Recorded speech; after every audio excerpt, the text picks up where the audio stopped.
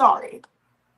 Go ahead, Napa, uninterrupted, and then we go to Coco and to I think it was Thomas Legacy. Thomas, he run that panel well. Oh, you two she's. I got you, brother. Go ahead, Coco, uninterrupted, please. No, Napa, please, and then Coco. Can you hear me? Okay. Yes. Okay, great. What she's doing is conflating She history just sound with like her she got skewed good kitty cat. emotional damage. History is showing that women were worshipped. I teach that the woman is the first worshipped God. I have one of my close friends, Ed Dodge. He wrote the book, A History of the Goddess, from Ice Age to the Bible. So you're conflating that history with your emotional damage, which I don't know what happened to you since you want to get personal. I don't know what happened to you as a woman where men dragged you and made you feel this way. She gotta stop fucking with that hair. But the history doesn't have anything to do with what your statement was. Is that Because it don't even look like hair. Money.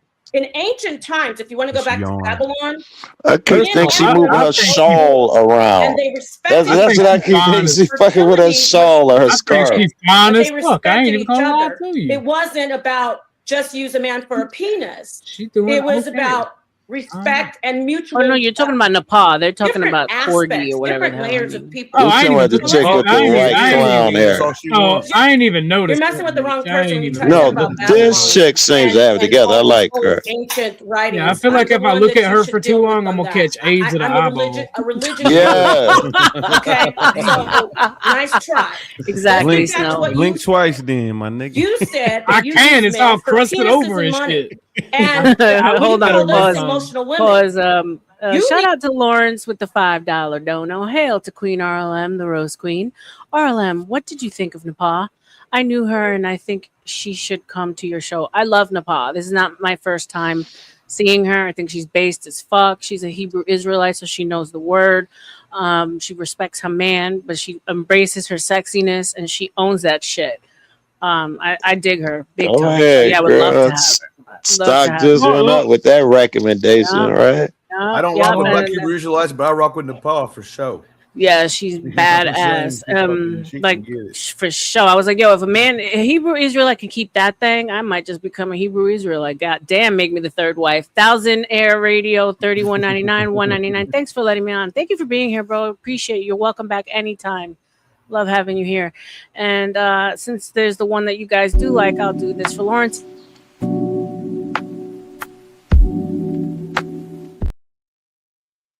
And I get a replay. Lawrence, we can just pretend that that's a man's ass. Okay, go ahead.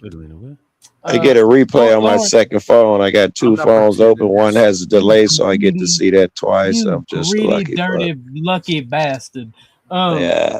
I've never seen the power RM bend it over like that. Lord, God damn it, man! It's gonna be a really rough day today for you. It's gonna be hard. Lawrence? Will you tell Nafa to get over here? Nafa. Yeah, go hunt her down, man. Go hunt her down and fucking. So her man, her man's a famous he like a well-known Israelite on these streets. Nightish said his name, but they hang with like Captain Cesariak and all those dudes. She didn't say Sinetta. I heard somebody say Sinetta. Sinetta, yeah. Yeah, that's my man. Well, I don't know her personally, but I've been watching her for a while. Yeah, but Black Hebrew Israelites dress up in like leather and spikes and shit like they're going to a gay club. Yeah, but they dress like they're going to a gay bar. They believe what they believe, and I respect it. I'm just saying, real life. I mean, personally, I think their beliefs are fucking retarded, but me too. Their family structure. No chance no Hebrew Israelites is in a gay bar in leather. That ain't feasible. Nah, if you ever saw Police Academy, man, they look like they dress like that. You're saw wrong. Police Academy, regrettably, but they don't wear leather. They wear a mixture of Arab and Israeli garb from Jesus' time. Again, their beliefs are fucking retarded. It's just fucking racial supremacy dressed up in religion. I mean, I told him I have Egyptian blood, so I probably do trace back to the fucking 12, the tribes. Like, so if anyone is part of the tribes, it's probably me. The problem with all racial supremacist beliefs that turn into religions or whatever is it's always some bastardized fucking retarded bullshit to justify their racial supremacy. And that doesn't matter if it's black, white, or whatever. It's just stupid fucking bullshit. Cope. Yeah. No matter how intricate it is, it's usually cope. And like, no matter how good the people, no matter how good the individual people that you know that follow those beliefs are doing, vast majority of them are fucking retarded crackheads. I mean, I'll give you one. My guys in it was a church, but it was like, it was weird. He married a chick he met on the first day. It was like that Hebrew Israelite stuff, but it was still Christian shit. It was just so weird. But he had fallen to that bullshit. He was trying to explain to me, and I consider this guy intelligent. We had a bunch of intelligent philosophical conversations, and he's explaining how his pastor is the only pastor who knows the secret. Without him, you go to hell. And I thought that should be an easy argument, really. So just you 12 niggas, and they did a radio show, not radio, YouTube show, and I went in there, and sure enough, everybody in there was just like worshiping this dude. And he came around and about to tell a little of my business on this, but he came around and they was like, Joe, we got a meeting up the street from you. I'd love for you to come. I was like, great. I told all my friends about you, blah, blah, blah. And then right before it happened, he was like, he was talking some of the shit. One of the things, you had to be circumcised. I am not circumcised. And he called me the day of that morning and was like, you can't come, man. You're not circumcised. Blah, blah. Like, you shitting me, nigga? And then, I was hot. And then he calls back later and was like, you know what? And I jumped him. And he calls back later and he was like, he talked to the brothers. They said he was stupid. He talked to that guy and he was like, nigga, it's a circumcision of the heart. And he thought it was a literal circumcision, and they invited me. And I didn't go. And I was like, I was mad. You're stupid. Your whole church is stupid. That's what Titus was talking about too in the Bible when they had the debate of circumcision. Christians don't have to actually be physically circumcised. It's the circumcision of the heart, which I don't understand why the practice is still done in the U.S. It's illogical because now we have data that shows, in fact, you got white kids trying to sue their parents because if you don't get circumcised, you keep that feeling and sensation all the way up. And when you do get circumcised, your shit's beating up against your pants and shit, and it's less sensation. So some white kids, I don't know how it's going in court. They've been suing their parents, saying that you made my sex life less good because I can't feel as much because you circumcised me. I don't know how. Well, no. So I always ask because like me and my cousin got on this topic because she was having a baby and it was a boy, and me and my homie was talking about it. He's like, yeah, I don't really want to get my son circumcised. So, well, it's not your choice, and I'm going to do it. And I'm like, why?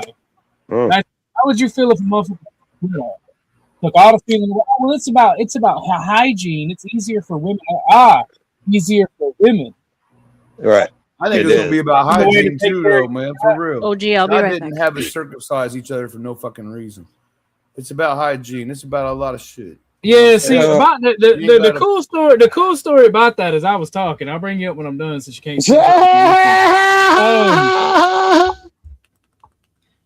the thing is, so like when me and her got in this knockdown, drag out argument about it, I'm like, you don't understand what I'm saying. You are literally one of the people that you bitched about it last week about like feminism and female genital mutilation, but you're okay with it for boys. Yeah, I was going to say that. Right. They cut women up too. How do you feel about that shit? And it serves the same purpose in those religions. And they knew back then what it did. They knew back then that it made people less sexually active. Right. That's why they certainly do it now. And back then it would have been the same shit. And your hygiene argument will fall out. That's back then. You had a fucking real bath once every 6 months. Now most motherfuckers got a shower in their crib. The hygiene shit is not like it was when they was doing crazy shit like that. Yeah, it's retarded. And people should sue the fuck out of their parents if they mutilated them as children. There's an argument there, isn't it? There's definitely an argument there. You would sue a corporation if it shaved off some fucking skin from your baby, or somebody if they shaved some skin off from your baby. Man, are you serious? You'd sue the fuck out of them and you'd win millions. But through the church, you can do that shit every day. Chop. I feel like the Kellogg company, the cereal company, should also be sued by every person that is doing that, because their founder is responsible for the entire movement of circumcision in the Western world, at least in America. I did not know that. I didn't know that. I'm going to look up. I got a friend you made me think about, he's responsible for it being used in medical areas now. When they use I don't know what they call it, prenatal something. They use circumcised cells, and he's the guy who came up with the idea. They were dying off too quick. He had just became a freshman in college, and he had came up with, what you need is, those will last longer. They looked into it. In his first year of college, they told him, if you give this to us, we'll graduate you 2-day full degree. What do you say? And he was like, yes. And he graduated in his first fucking year. He went on to become a famous dude. Yeah. I didn't know, I didn't know like being circumcised would unsensitize men. Because I mean, my whole life, man, basically, if I could just think about some shit, the motherfuckers, standing at attention. So I don't understand the point that I believe can you imagine calling you a liar. Yeah, go ahead. Can you imagine if you had that plus another 100 million sensitive cell tips on the tip of your dick? It doesn't make your dick not work. It removes sensitivity from the head. Like, it's always been a degenerate bluish lie, if you catch my meaning, that the G-spot is in the anus. A new research says the male G-spot is actually the foreskin. Yeah, I was like, how could they do that to men, saying that the men's G-spot's in the prostate? Because they wanted to promote homosexuality. Yeah, they want motherfucking stick his fingers up. Fucking sick. I'm busting nut normal, thank you. Wasn't they trying to like relate it to like the prostate check? Like when you get your prostate, and they say it's against God. Why would he? They actually say the prostate is the male G-spot. The tickle in the prostate makes you Remember, they say one of them chicks, the bald head chick, when Kanye was with it, a real hot bald head chick. RLM, you probably call it. There you go. I feel say RLM could probably call her name. She said that he used to he asked her to do it once, and then he wouldn't do it without it. And then she got with Wiz Khalifa. They broke up, but Wiz Khalifa started calling his weed something, and Kanye thought it had something to do with him. So he come out and was saying negative shit about Wiz Khalifa. Everybody loves Wiz, and they like, hey, nigga, ain't nobody even talking about you. That's what they call weed over here. And fucking Amber came out and said, listen, if you keep giving him shit about that shit, I'm going to talk about how he likes me to stick my finger up your ass. And he shut the fuck up about it. I think he even apologized. Damn. Well, see, that would make me double down on the bitch. Like, well, you already said it. Your pussy stank. I fucked you up. You need a whole week straightened off of your dumb ass. Yeah.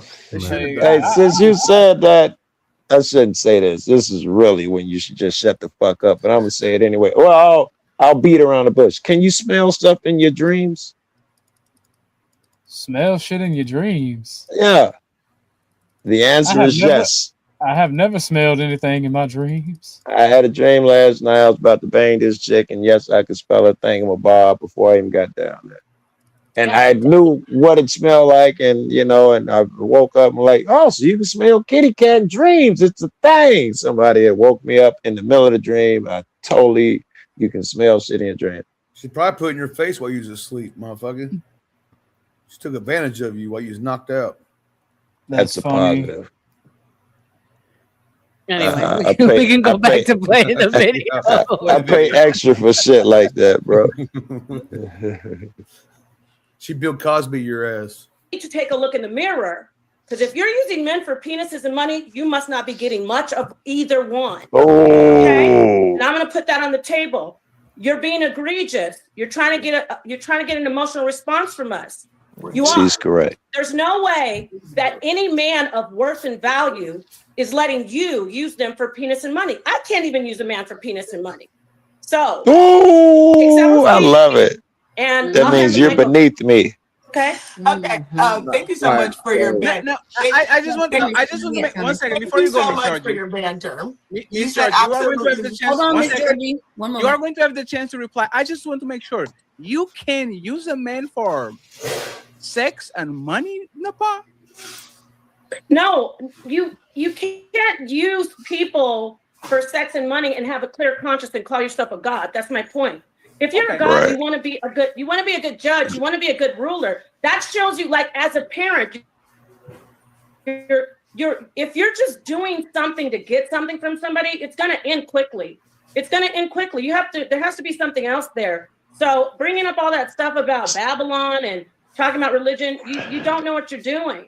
You don't. You need to take. She's not expressing herself well, but I get her be point. a lady who. You can't use a man for sex because that's the ultimate goal for a man is sex. So how could you ever use him for it? He's getting what he wants. Yeah.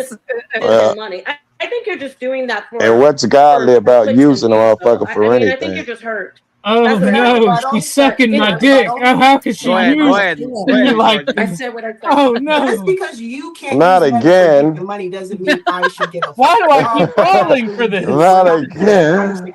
Drop dead gorgeous. Every man is my really. I don't really care to hand on the back of the head and everything. Oh no! Flo's internet is fucked up. Whoa. Secondly, I don't live my life to care about being in a marriage or to be loved by a man. I love myself. I'm very shallow. I'm a narcissist. Oh my God, she's been Secondly, I do respect. I don't need no man. I see men man as dick and money doesn't mean I call them out of their name or treat them inappropriately. I just don't tolerate less than what I deserve, and I don't give. I can't take her serious. She's all over the place. Did you hear that point, Joe? I told you she'd bring it up earlier, where she said she don't disrespect men. She did. I don't disrespect men. I just don't take less than I deserve, and that's you deserve less. That doesn't make any sense because in your shit there is no what you deserve. They're just there for bread and dick. When she say I don't take less than I deserve, she's revealing herself. What she mean is I need a real man. I don't just settle for men. But because she's insincere, she's mixing messages, I think. Right. Yeah. Fuck beyond dick and money for a man's time. Men use you. Are you married? Do you have a baby father? Is your baby daddy in your picture? Is he there? Are you a single mother? See, I won't let men use me. That's all she's thinking. I'll never let them use me. Fuck men. Trust me. You're right, Fatty. You're right. I yield. The rules You're right, Fatty. No rules is not make it personal, but in the past said she's getting no dick, she's getting no nothing. So I think it's only fair for the rebuttal to be personal. My question is, are you a single mother? First off, I want to say I love you too, Smell the Roses. Anyway, back to what I was saying. So let me finish what I was saying. Yeah, exactly. So clearly she's I'm not a single mother. No, I'm not a single mother. Okay, whatever you are. If your man was in the picture, then you whatever you are. Anyway, you're a single mother. Let's move on. As a single mother, and I love him. Oh, she gonna make her a single mother. As a single mother, you were left with a souvenir. I fuck men, and I've never been left with a souvenir or a disease. So clearly, you have a lot more baggage than me. You're stuck with him for the rest of your life. Stuck with the kid. Not fortunate. My men are respected. Stuck with the kid. Very high profile, very lucrative men. I'm a well invested. Ain't nobody getting dominated by you. No high profile man. You're talking to me because the woman that I am and what you're raised to be is someone who continuously lives in emotion. I don't live like that. I enjoy my life. I'm sorry you feel that way. And you can say I have emotional trauma, but my emotional trauma didn't make me a single mother. It made me a strong, educated Black woman. She's not the worst thing you could be. Yeah. Go to the rest of the panel.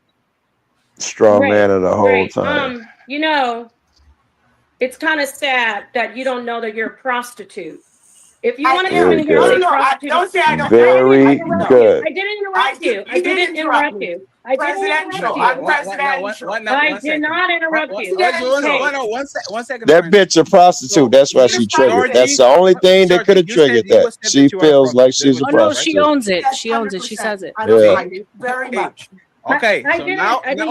So now, Napa. Did you listen to what you said, Napa? Yeah. I'm presidential. She acknowledged that she is a prostitute.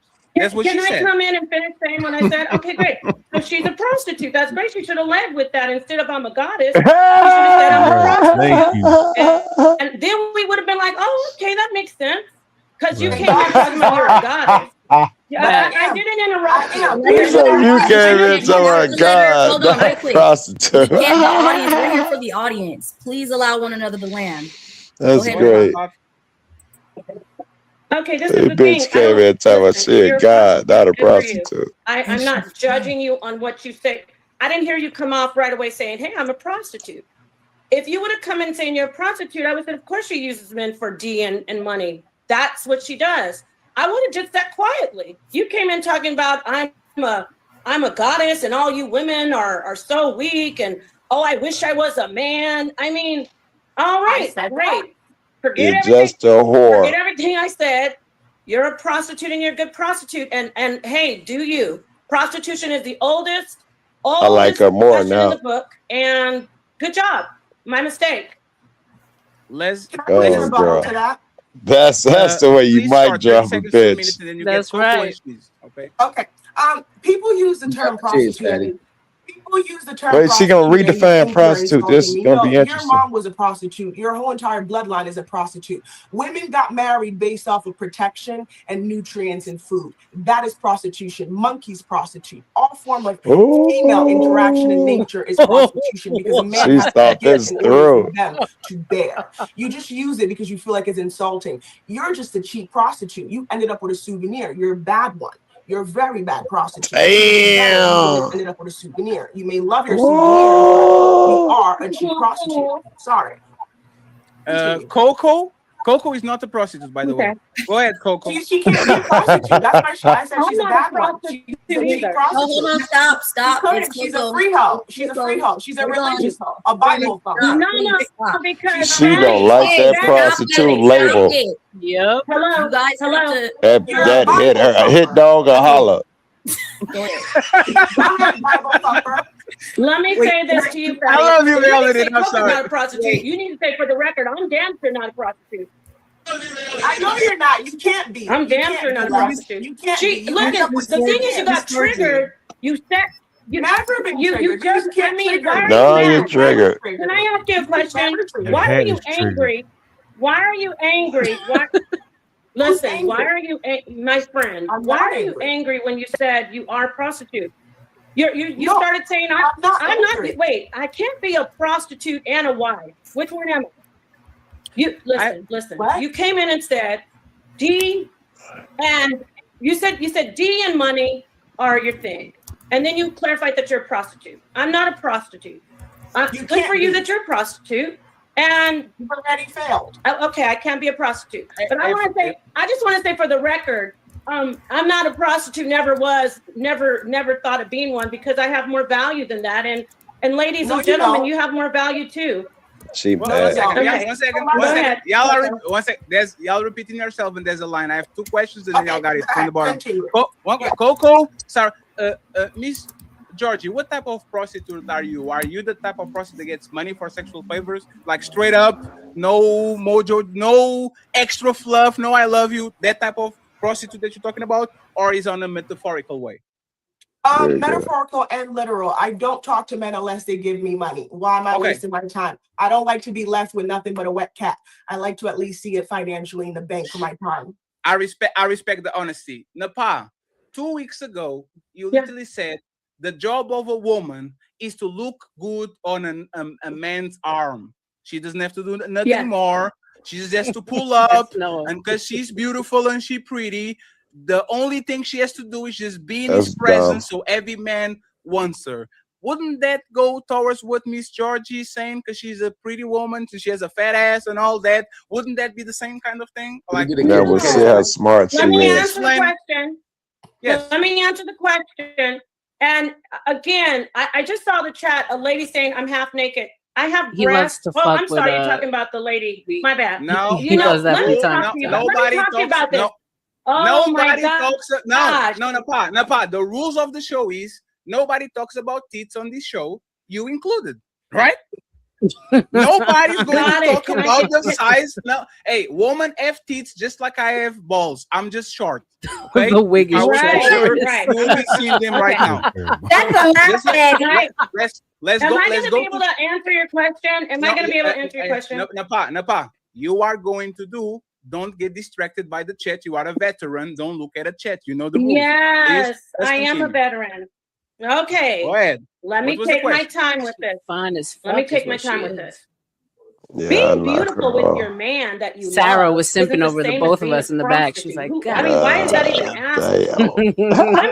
They asked me about dating and interest in a man, not about being a cheap hooker who just looks out for a man's body number. I'm not that's cheap. between his like. I'm not See? cheap. There go that mouth. Let her land.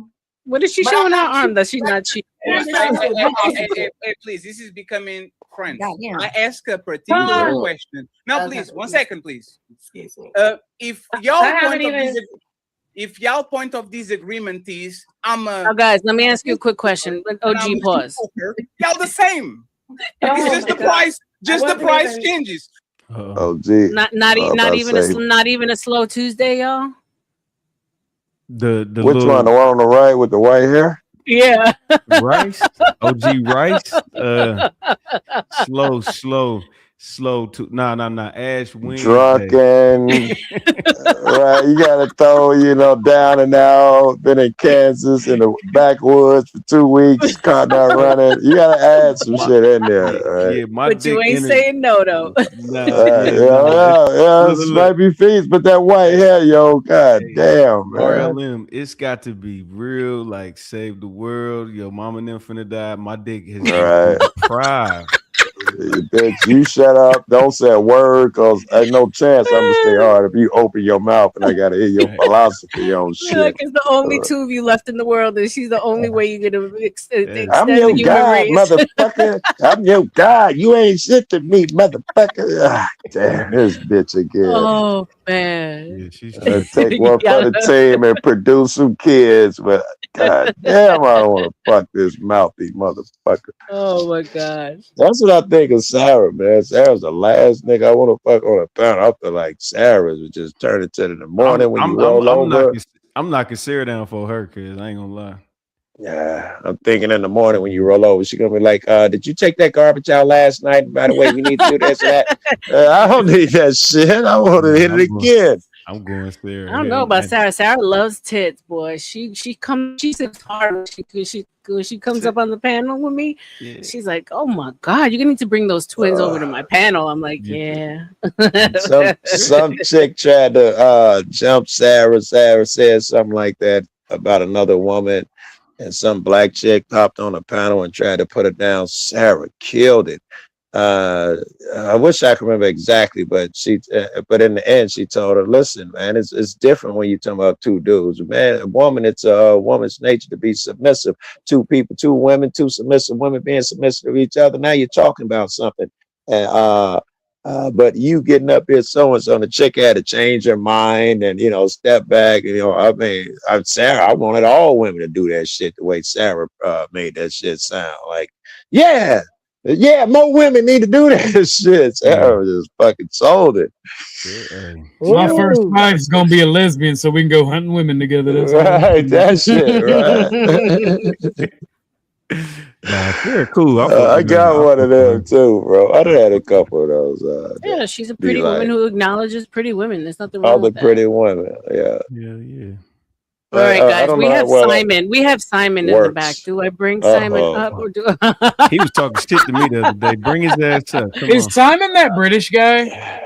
He is. Yeah. He fake. Oh, you got to bring Simon up. Simon, I'm going to bring you up, but we're watching the video right now. If he starts talking over me and he has a habit of doing it, I'm going to leave. No hard feelings, No, right? I know. Simon, Joe, you gotta stay for this one.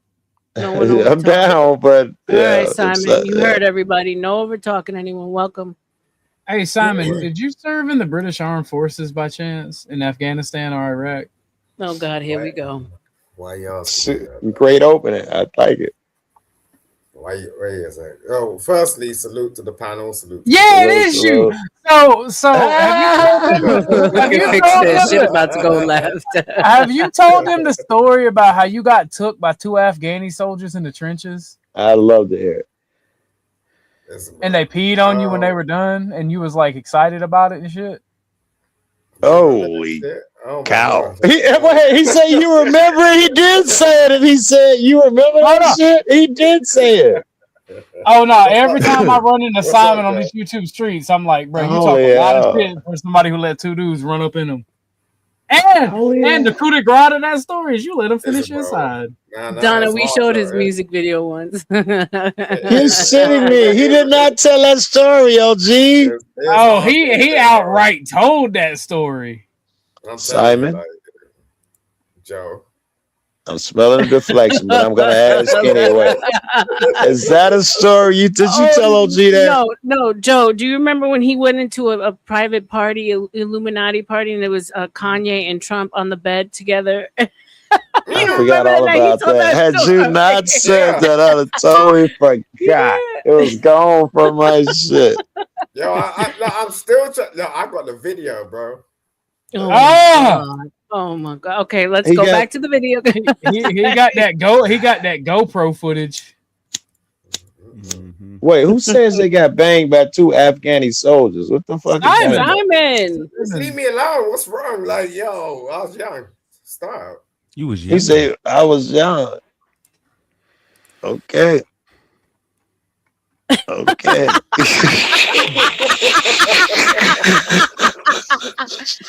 Oh my god, it's too good. And I'm gonna tell you like I told you then, brother. There are some things that you couldn't waterboard out of me.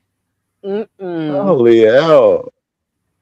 I watched Ali and Faye today. That was kind of interesting. That girl that came on, she was kind of like talking about, like, you know, she's from Nigeria and stuff, and you know, like she don't really mind, like, you know, going on OnlyFans and all this stuff. It's just like, and she's just putting herself out there like that. But it's kind of interesting. It's kind of interesting. Yeah. I mean, yeah, you do meet some wacky hoes on here. I wouldn't call her a hoe though. I would say, like, I was talking about you. All right, for those of you guys, because Donna asked for it and now Snow's asking for it. Simon does in fact have a music video where he dresses in women's clothing. He comes out as a cheerleader. So for those of you who want to see it, just go ahead and send me some appreciation super chats, cash apps, and we will certainly play that for y'all. Back up, rewind, and I gotta make sure I heard you correctly, because I didn't. I know I didn't hear you correctly. You said he comes out in a cheerleader outfit. Yeah, he does. He does. Simon, say she's lying to me. Tell me she's lying. What are you doing? I don't lie. You supposed to be denying that shit, bro. Listen to Joe go. I see you do some crazy shit, Joe. What you talking Not about? that fucking crazy. You saw me yelling police and go to jail. You ain't never seen me fucking doing no wearing woman's clothes, man. He can do some high kicks. That's Let's put it equivalent. that way, Donna. Exactly. He can do some high kicks. Holy cow. You niggas, no. I don't believe it. And Snow gets what she wants. Somebody Look damn at it. Donna. Play, Look at Donna. He wears a cheerleading outfit, the female one with the skirt, not one of the male uniforms with pants. Yeah, he can kick his leg. Thank you for clarifying that, Donna. And I hope y'all fucking trolling I me. went to drama school. That's where I went. All I'm saying is, No Snow, I'll way. tell you Who whatever lets you want to this hear shit get until I'm out? done.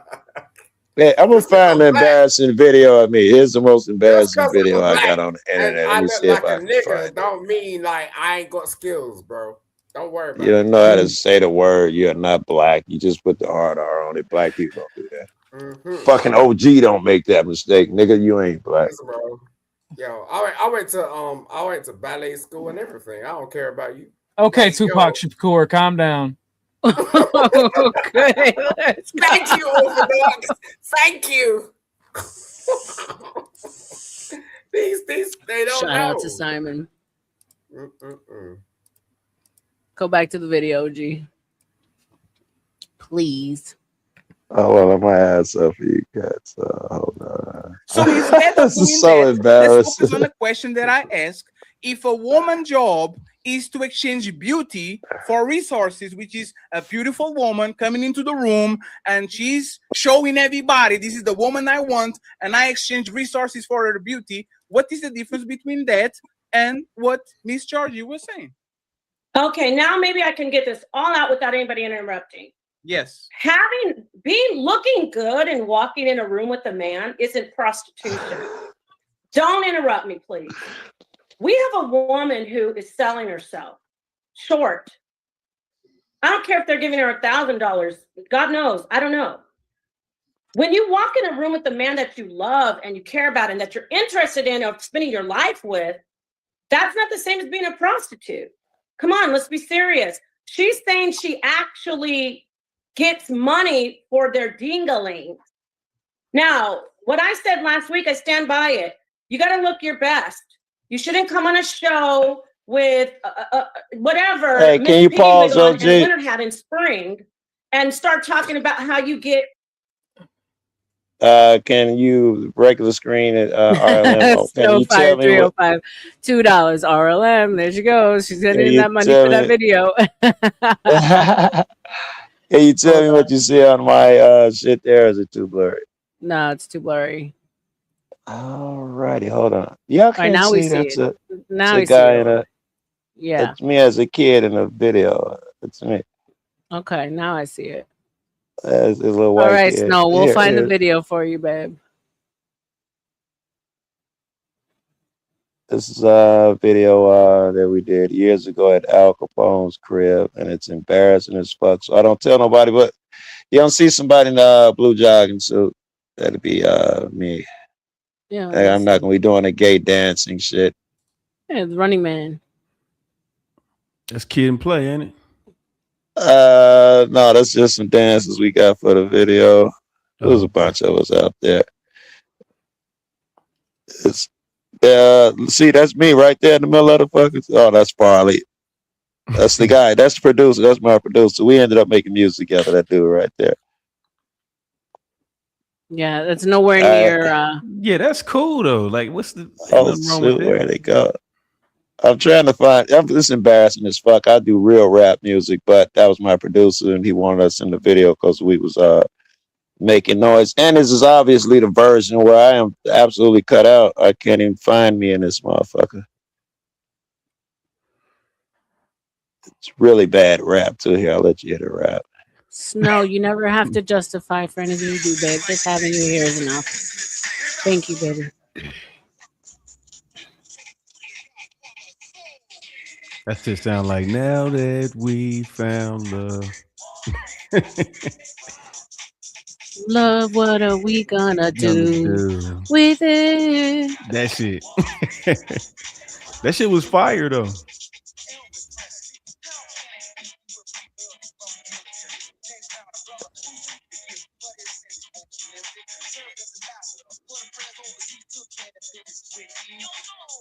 This is horrible. I guess for his time, it was good. What? Nigga, that shit is dope. What you Nigga, that shit hard, cuz. Simon, what's the name on your video again?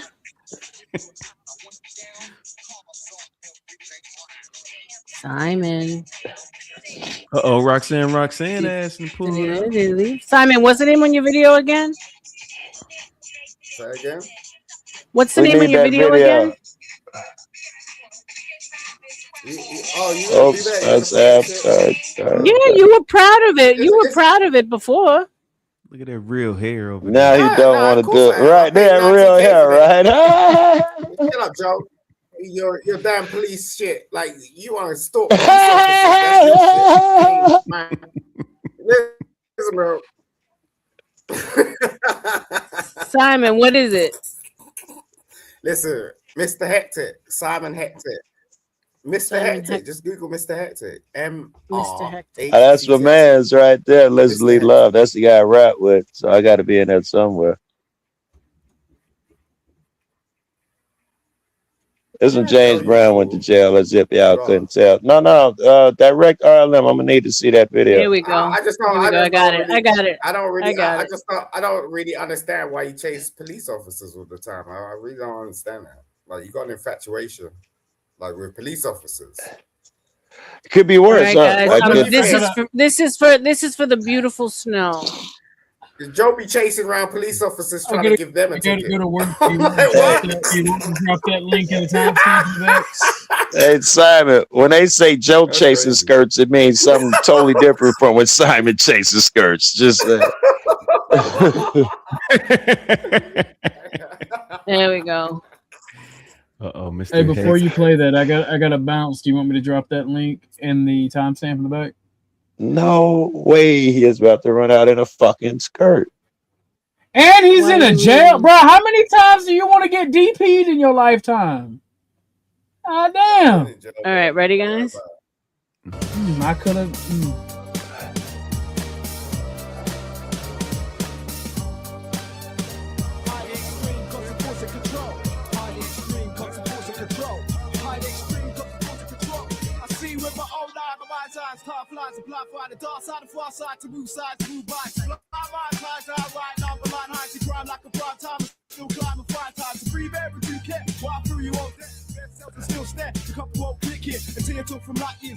So Bob, I ain't got a problem with it, except I don't really understand what he's saying. No, it's not bad. Because you're slow. Right.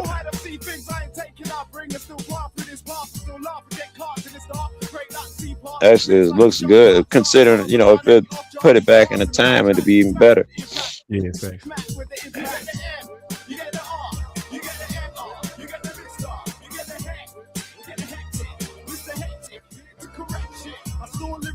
Pure physics, head to cope with those who wait to open for another visit, smashing like ceramics. Greek wedding tradition ain't the thing here. A new year, a new expedition of fear. The Lord's God to beware. Take heed, take care, there's no fake here. The rate, the trace of heat in the air. Ship pollution everywhere, like people's minds now intoxicated to their eyebrows, talking to themselves, walking out of rotation. I die now. So the face of God, we're all gifted to lift indeed. Gotta give the people what they need. The people give me energy, the people make me breathe. They're also full of jealousy, they're also full of greed. But that is just humanity. Has everyone agreed? Has everyone agreed? You get the M, you get the This is the part the ladies were talking about. This is Simon. Oh man. No, he didn't.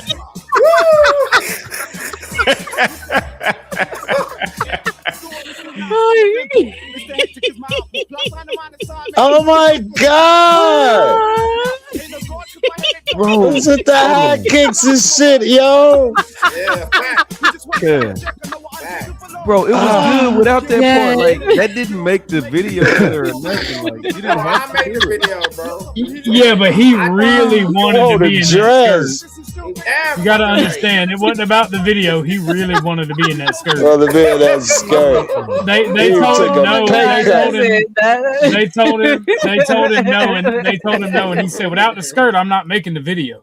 Oh Exactly. man, Thank you that's very too much. good, Simon. That's too good. All right, hold on. Now. Donna in Austin, Texas, $10. Check out his pom poms. Don't worry, Simon. There's a video of Sleazy that is way more embarrassing than yours. Shout out to you, Sleazy? Donna. I appreciate you for making him feel better. Come on, Sleazy World.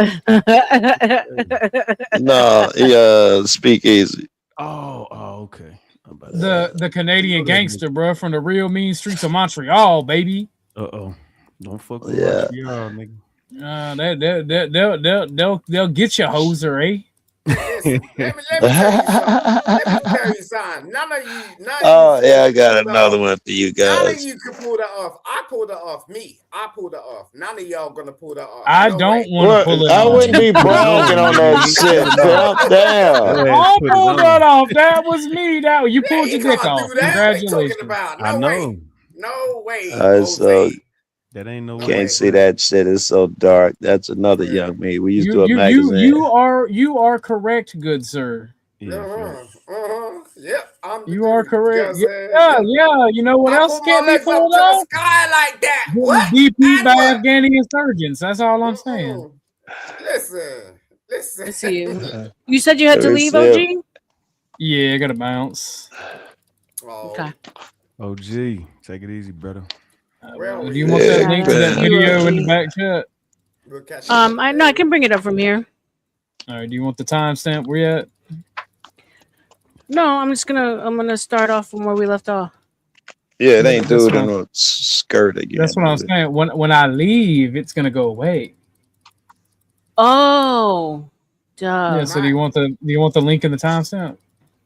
Well, no, I don't need the link. Yeah, what's the timestamp?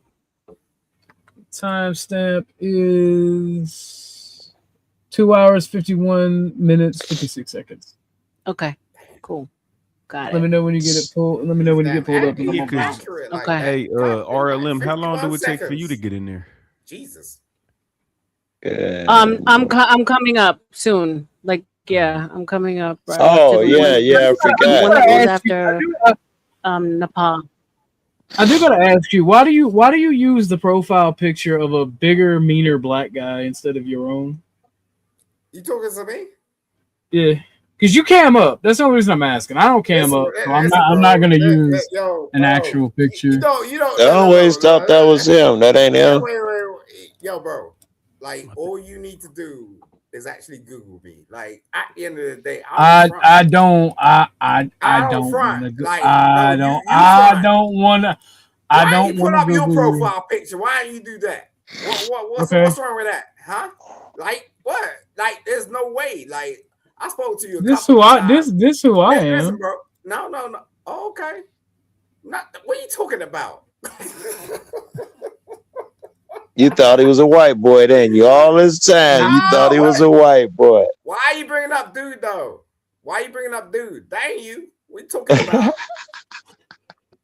What's wrong with you? You know what I mean? I'll be goddamn before I let a motherfucker that was DP by Afghani insurgents talk shit on me. You be lying too much. You put gas in my stomach, bro. I ain't put shit in your stomach. Don't you put that on me. I ain't Afghani. You bring up night-ish. Hey, how that Afghani shit happened, Simon? Y'all was just like, it was late night in the trenches. Y'all had short leave. How do you run into two Afghan soldiers that want to make out? Joe, don't do that, because at the end of the day, you don't know what it's like to be a soldier. You just go around filming like police. That's what I'm asking you, Phil. He said it's rough in these trenches. That's Right. fucking It's crazy. rough in these trenches. So explain it to me. How's something like that happen, man? What do you mean? You enlist. That's what you do. You go abroad and then like you get enlisted. I know You get in a that helicopter. explains why Chuck is so gay. When the last time you jumped out of a helicopter? That's the beginning of it. That's not, okay, you enlist. How does it get to being with the two Afghan soldiers doing sexual shit? It wasn't sexual like that. It's just like, yo, shit happens. You know what I'm saying? Like you can't really fucking avoid that shit. It's just shit happens. Were y'all sleeping in the same beds or something? Are you bisexual? What the fuck you talking about my sexuality for? Look, at the end of the day, bro. Ain't that what we talking about? Listen, let me tell you something. I think it is. He was just wearing a skirt. He had sex with two soldiers, and I think one peed on him afterwards. So I think, you're bisexual. Yeah, I could be bisexual and married for 10 years at the same time, right? A lot of dudes do that shit, bro. Yeah, exactly. Well, I mean, you got ran through by two Afghani soldiers. I'm just saying, like there's some fruit in that tank. There's something in that tank. Some people don't come back from that shit. That's what I'm just saying. not you. For real. I mean, and that's what you have a problem with. I don't think he did. Nobody got a problem. I just asked you a question, bro. I didn't say it go was ahead, bad. Red Pill. I ain't hear your question because these motherfuckers over talking you. Go ahead. Are you bisexual? Yeah, that's all I was asking. OG, I got it pulled up if you want to head out. Thank you, Devlin. I gotta go. All right, be easy, Pimp. Thank you. Be cool, buddy. I got too many children to be bisexual. I don't know what you're talking Bro, about. you can your dick work and you can come in a pussy. That don't mean you ain't gay. Yeah, Calm down. dick is still active. Calm down, homosexual. Calm down. These niggas on panels. How the fuck? Hold on. Before I go, how the fuck you gonna hit me with that? Yeah, like you crazy. Like you crazy. I don't like being gaslit. And there's plenty of gay, I mean, respectfully, there's plenty of gay men with children that had kids with women. So my gay uncle I has could a choose to be kid. gay. I could choose to be straight. I don't give a fuck. You can be whatever you want to be, but don't come up here talking shit when you got ran through by two Afghani soldiers. No one say. And say, hey man, shit happens. Is what you said. Listen, bro. When you're in warfare, can't avoid it. Is what you said. When you're in warfare, You do what the fuck you need to do to get the fuck out. Hold up. How does that help? Hold on. I got time for this. How in the fuck are you winning the war, brother? You losing the war. You didn't, bro. I promise you. You lost it. Oh, was you the special take dick force? Was you part of the whole force? What the fuck are you trying to? You a sucker. How did that advance war efforts? McDonald's or buy a burger, nigga. Like I ain't got time for you. I ain't taking dick in the ass and the mouth and getting peed on in the trenches. Some fucking artillery, nigga. You ain't seen shit. I've seen it. I used to live. You know where it's like in the trenches. You damn. Listen, bro. Because I know what it's like to get shot back and return fire, and I didn't have to take dick to do it. What? You've seen How much fucking is there in the trenches, Joe? It can't be a lot, right? He make it sound like everybody do it at war. Now shut up. The only clip Everybody who went to war took it in the ass. You guys just don't know. I fucking got the Discovery Channel. I ain't seen no shit like that.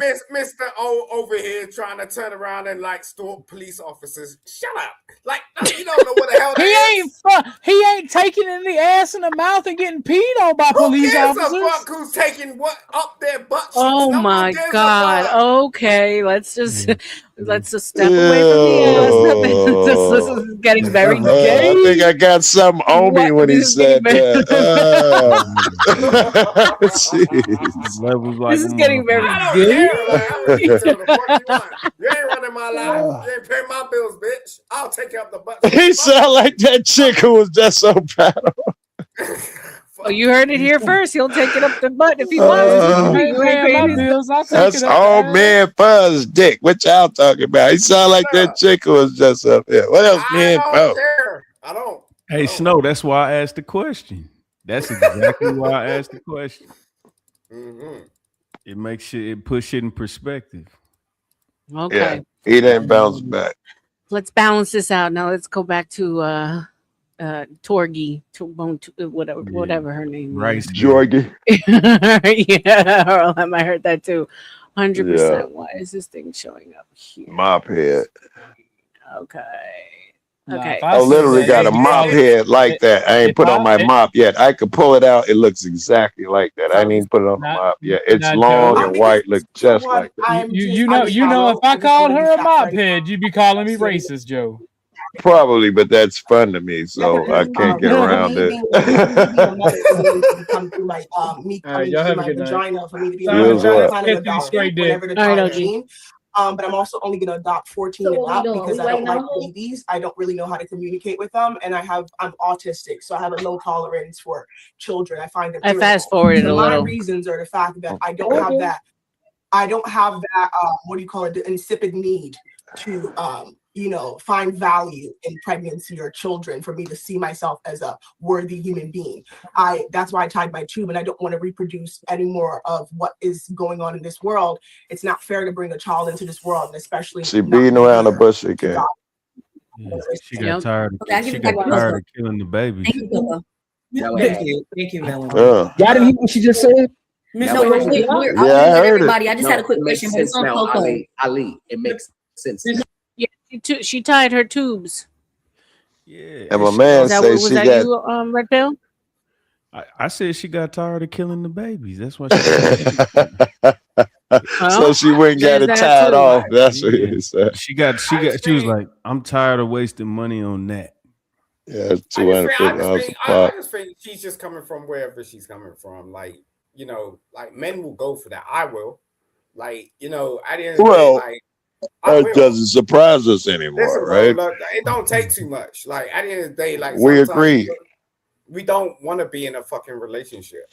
You know what I'm saying? Like, yo, if a chick's offering up like that, I'm like, okay, I'll pay you. I don't care. If a dude's offering up, you'll do it and be in and out. I don't know. I'll be in and out, like just like that, like lightning. You get what I'm saying? It's like I don't care because I got money.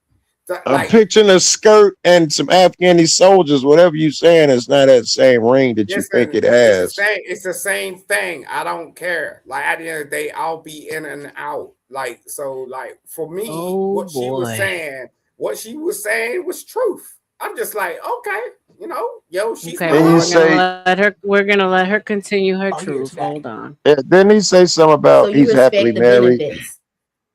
That have and the assumptions that women have benefited from through feminism. I think that there are any going in and out like this for me. This is so irritating. She has to refresh. I don't think she can hear you, Dalen. Can you hear her? I can hear you. Oh, is it? Can you hear Daylin? No, I can't hear her. So do I need to read? No, I think it's Miss Georgie. If you can hear me and not Daylin, it's you, Miss Georgie. Yeah, she has to put the thing into not. The internet whipping our ass this evening. Yeah, bro. Daylin, did you get your series of questions out? I want to let Sarah and Rebecca, if you guys are there, if you guys are able to get on camera, I want to see if you guys had anything to ask her. But Daylin, were you done?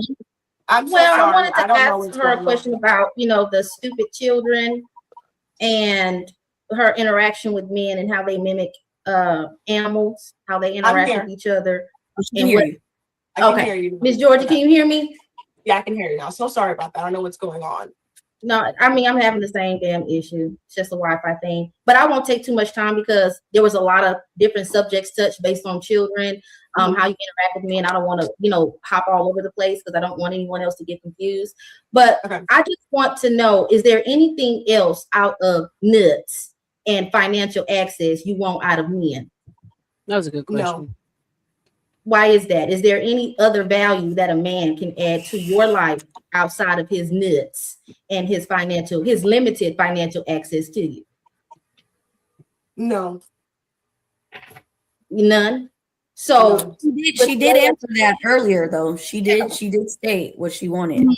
Let's be clear. So, can I ask, what are the 3 pros and cons to the way you see men in relationships and how you operate with them? Just so that Donna, just to answer your question, no, I'd rather not, just because I already felt the heat from that dude once before. As we were watching the stream that I was on earlier and reacting to it. Welcome to anybody who's new. Shout out to you. Like a clear understanding of what it is we're discussing. Pro, my skin doesn't age. I don't get acne. I'm never stressed. So I have great skin. That's a pro. Secondly, I sleep 10 hours every night. My phone is never bothered. Thirdly, financially, I'm well secured. Men fatties that are well established that I deal with teach me a lot, especially in finance and business. So those are my 3 pros. Men. You're black and on your sleep. I get it. Okay, well, if that's specific to you, then that's all I have, Melanie. Okay. Rebecca and Miss Sarah before we move on. Yeah. Why is this doing? What's going on, babe? Can't you hear me? No, it's not a bloke. Yes, let's get Rebecca. Lost her. Yeah, she's coming back. Okay. Sorry. No, it's fine. Let's have Rebecca and Sarah. If they have questions, if don't, we go to the man. I will be last, and then we go to the main event. Miss Meg Thee Stallion and Clay Thompson. I don't have a question, Fatty. I have a statement. Yes, go ahead. I respect you. I respect the fact that you are out there getting your bag. I think, you're letting us know who you are so men know how to operate accordingly. I have no judgment for that. And I think the fact that you know that you don't want kids is great. All I have to say is repeal the fucking 19th, bro. This is the reason why. This is exactly the reason why we need to put women back where they belong. Treat us like children because this is the outcome. Repeal the 19th. Fuck feminism. And that's all. Appreciate you, Georgie. That was my take. I wanted to make a little statement too. We know, Ali, but you first. I ain't jumping the line. I thought you were moving on to the Clay Thompson. My bad. No. Can I just say this to her? Repeal the 19. You could also repeal the 19 by unaliving yourself, so you're no longer here, and then you don't have to worry about it on the 19. Okay. Yeah. Then you don't have to worry about the world and how other straight to emotion. Already. You know what? Let me play these just in case. The content presented on the following show is intended for satirical and educational purposes only. The views, opinions, and statements expressed by panelists and guests are their own and do not necessarily reflect those of the host, production team, or channel. Additionally, any...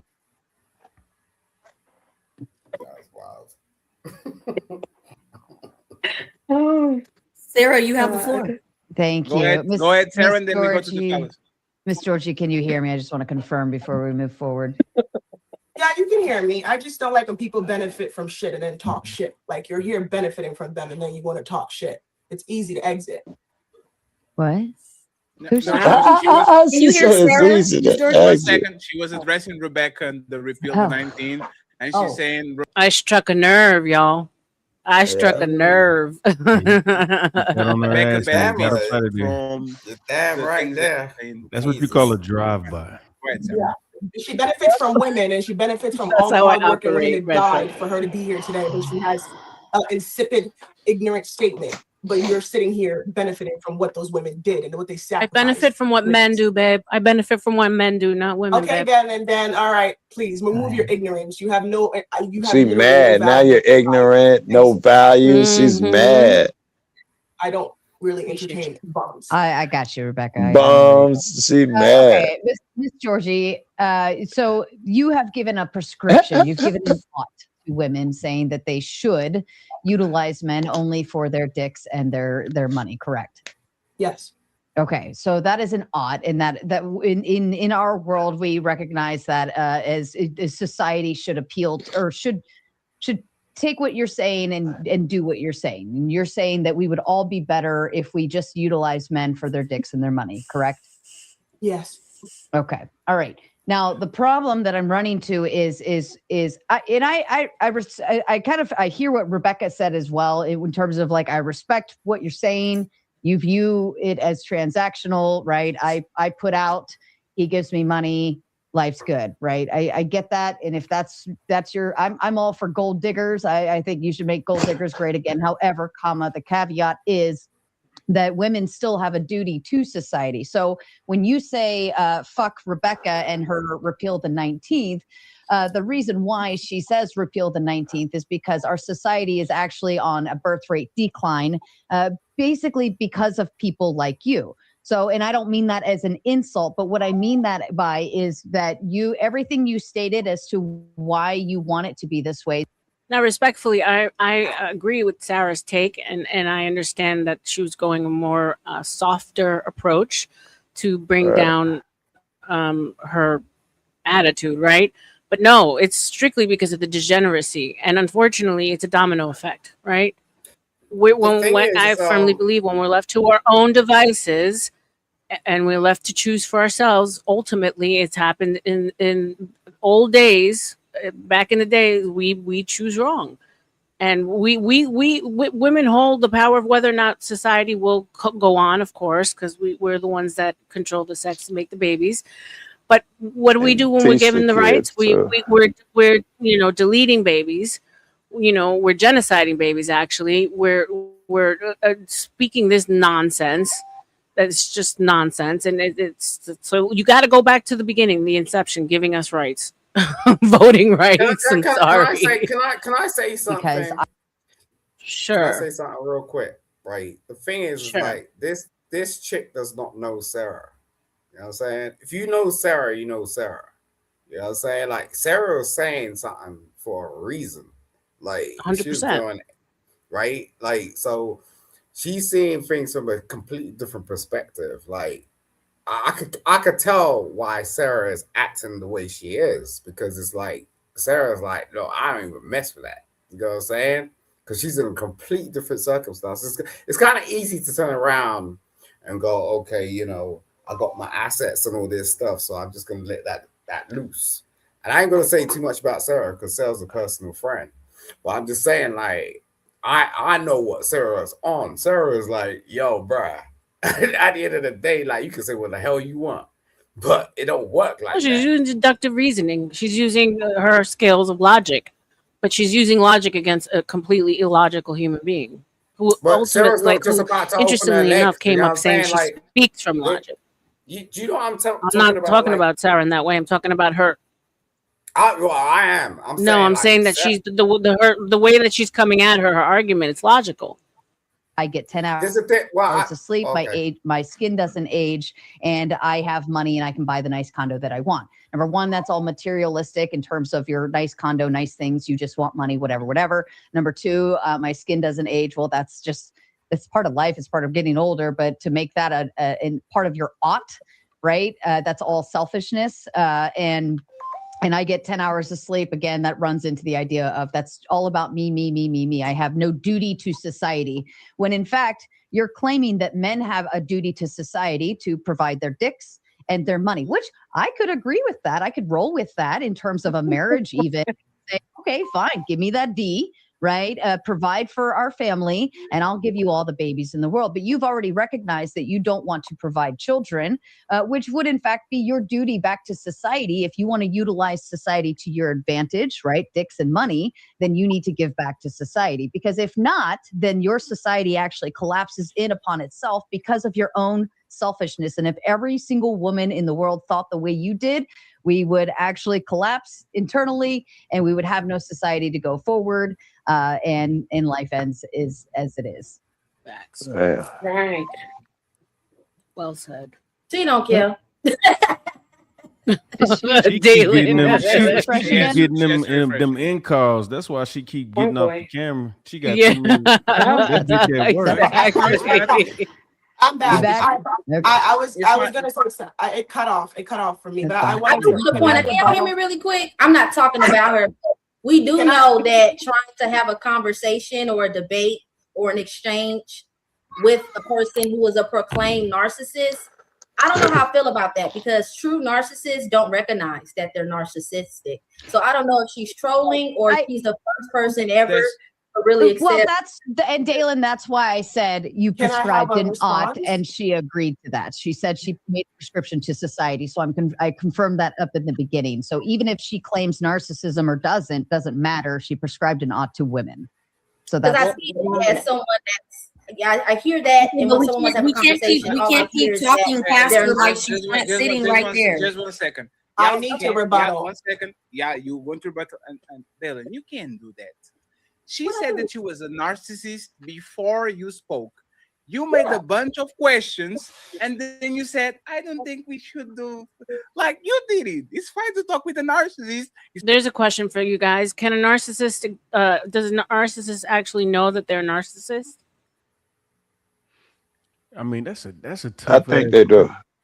Because I think that you can admit you have a problem.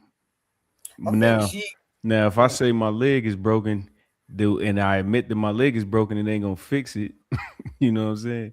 So I don't know. I mean, that might be a bad analogy, but I think you can be aware that you're a narcissist and not fix it, and just be like, yeah, that's me.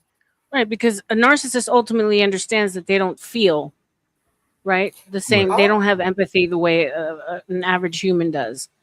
So they operate on false premises, projecting feelings towards people the way they think that people want to see feeling, if that makes sense. And I agree with that, but I think they are still aware that what they're doing is wrong, and that they don't want it to be equal. You know, they're aware that they are a narcissist in that sense. They are doing those things that you talk about, but I think they are fully aware that they're putting themselves before other people, and I don't know how much guilt they feel, but they're aware that they're fucking you over for their purposes. There's no guilt. That's what ultimately makes them. They have no feelings towards that human feeling. A narcissist lives within a narcissist world. Like at the end of the day, like I could be a narcissist, but it's just like it just depends on what you want. Like I own a Lamborghini, but I want to sell it. Lord. Like at the end of the day, like I ain't broke, but I got money. You know what I'm saying? But I could be. No, just listen for a second. Like I could be a narcissist. Slow down, bro. Like I could be a narcissist. I was talking out loud. I'm an idiot. I'm texting and talking out loud. I'm an idiot. Just slow down. Like, look, right? I could be a narcissist. I could be the craziest narcissist on planet Earth.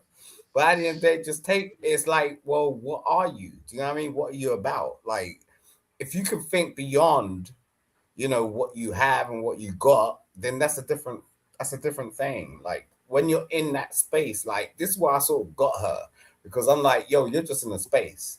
You know what I'm saying? Like she's just going along with it. You know what I'm saying? But someone's gonna trip her up. That's the time when she's gonna actually realize what the hell's going on. Sometimes it takes a minute.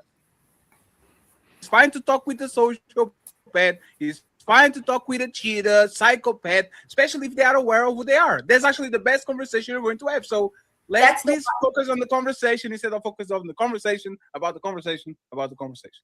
That's all. Well, that's not what I was doing. That's why I asked a set of questions that I did ask, opposed to all the questions that I did have, because I wanted to adhere to what she said that she is. So I have to pay attention to that to understand how she may respond to certain statements I may make or certain questions. Otherwise, I would just upset myself trying to get an answer or response that would be sensible. Because to be honest, Dylan, what was the question that you asked her she didn't answer? No, I didn't say that she didn't. The point I was making is that if someone says that, there might be challenges with people that are talking to them that are trying to find like a common ground of understanding, but you can't. No, nobody's at this point. Nobody's trying to find the common ground. Y'all trying together. What? There's no common ground in what is going on. Y'all going to do your line of questioning, which is fine, and she has the right to defend herself, and y'all have the right to rebut. I'm just pointing out. I don't want it to feel like this is an interrogation, even though her video. Oh my God! Why? She's the one. You always do that. Is that the whole thing? Every time you talk, you have to interject. But if somebody else does it, you are quiet. Why is that, Daddy? But because 1 second, because I have some 1 second, please. This is my show. Let me actually answer that, right? Georgie is probably one of the most savages woman that I ever saw on this platform. She doesn't stutter. She means what she says, and she says what she means. And Dalen is, I would want to make her comfortable so she doesn't feel like this is an interrogation. This is a grown-ass woman saying that she's a hoe. She means what she says. Give me money, give me dick, and get out of my way. And you, the dumbass Dalen, I want her to feel comfortable. She's a savage, and she owns it. Let her answer the question. You're not gonna cut me down because you've already insulted me. You don't have to interrupt me. It was Georgie and Sarah, and because the attention is not on you, you are jealous. That's all it is.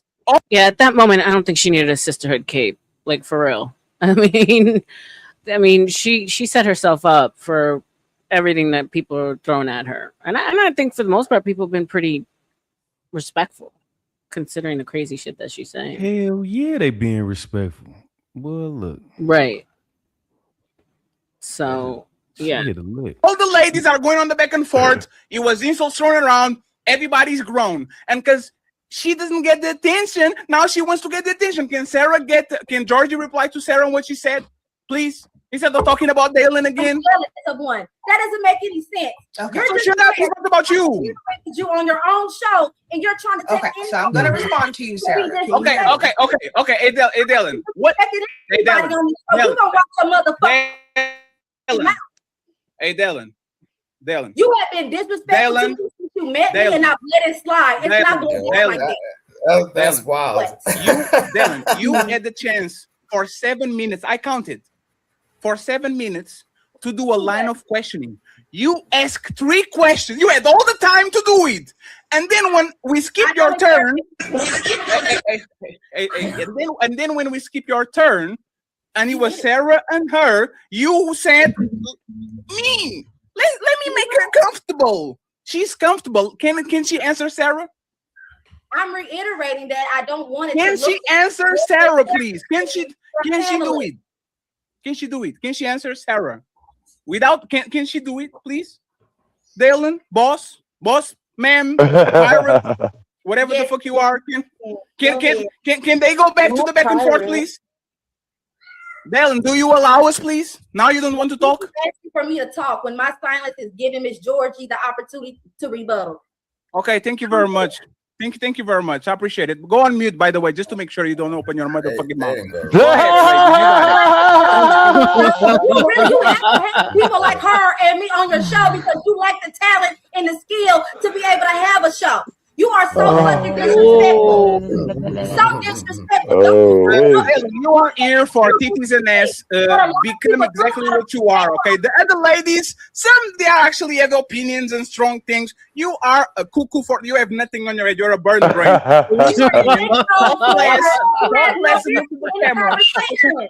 Thank you.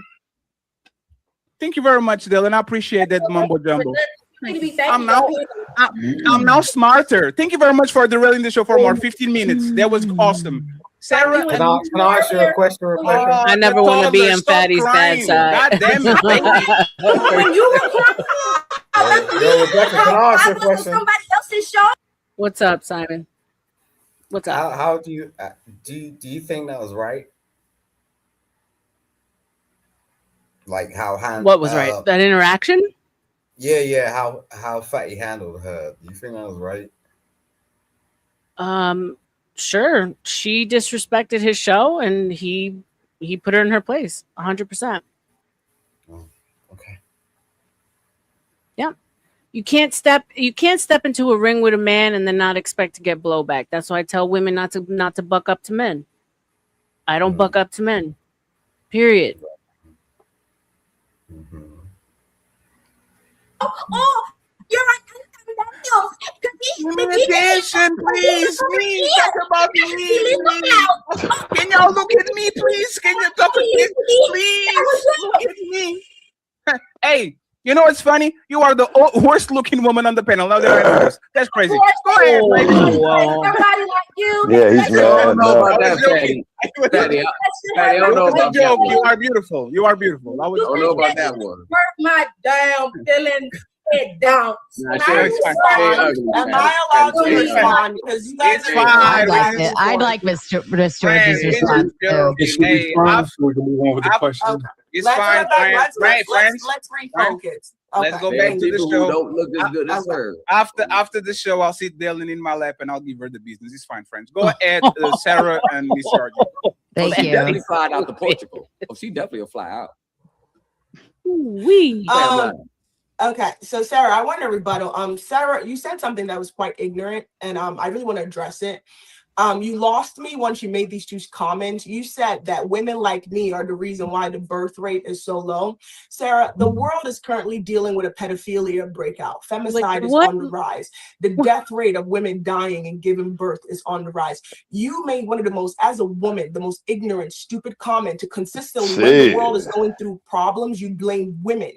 Not the men that are making it impossible. Do you know why the 4B movement was orchestrated and started out of Korea? Do you know why? And you had the audacity to open your ghastly, ignorant, stupid mouth to blame women for the current state of the world and blame the and women not having children because more educated Gen Z, millennials, and Gen Alpha are trying to take care of themselves and to survive in an economy and in a world where they cannot even take care of kids. And you think that that is a woman's fault. You think repelling the 19 is going to put women back in the kitchen? You're a fucking moron. You are the reason why I keep saying you and the retarded bitch that was under you both should be exited out of this. I'm a retarded bitch. Okay, now I gotta cut. Now I gotta I got you, Rebecca. Sarah is there. Sarah can answer that. She's right here. Let her defend herself. No. I am. I just want to go after her. Sarah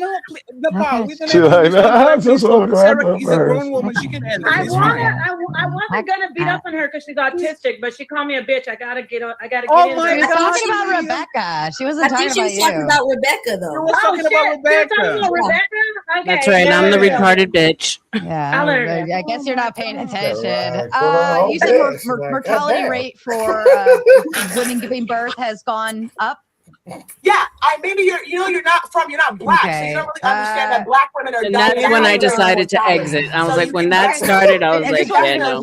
That's something that women are scared of. That's a lot of things that women are scared of. Miss Georgie, you have a chance to rebuttal. Let Sarah finish your point without interruptions. Go ahead. Okay, I just wanted to confirm that's what you meant. I didn't know if you meant mortality in other directions because you went on the pedo kick and then femicide and then maternal. I'm guessing maternal mortality. I'm just quick Google search. Globally, maternal mortality has dropped by about 40% between 2000 and 2023. 90% of maternal deaths still occur in low to middle income homes. The pandemic, there was a slight increase due to the C-19 issue. Yes, I do read that it says it's doubled. The the rate between white women and black women, it's double in black women versus white women. I understand that, but I'm guessing, there's other factors included in that. So I understand what you're saying, right? But that still doesn't solve the problem for society as a whole. So even though I have a risk of dying at generally anything, right? What is my actual chances of dying during child labor? Where, our health and technology has increased so very far. I didn't understand what the pedo thing or the femicide thing was talking about. The repeal the 19th actually has nothing to do with putting women back in the kitchen. Quite frankly, it just removes your vote and your options to voting because, and I actually would say repeal the 19th and put it back to more specifically landowners or very specific qualifications in order to vote. I wouldn't even say just women or just men. And even if we put it back to land ownerships, more than 50% of women actually own land. So it still keeps us in the mix there. More than who? Say that again. More than 50% of women own property, but thank you.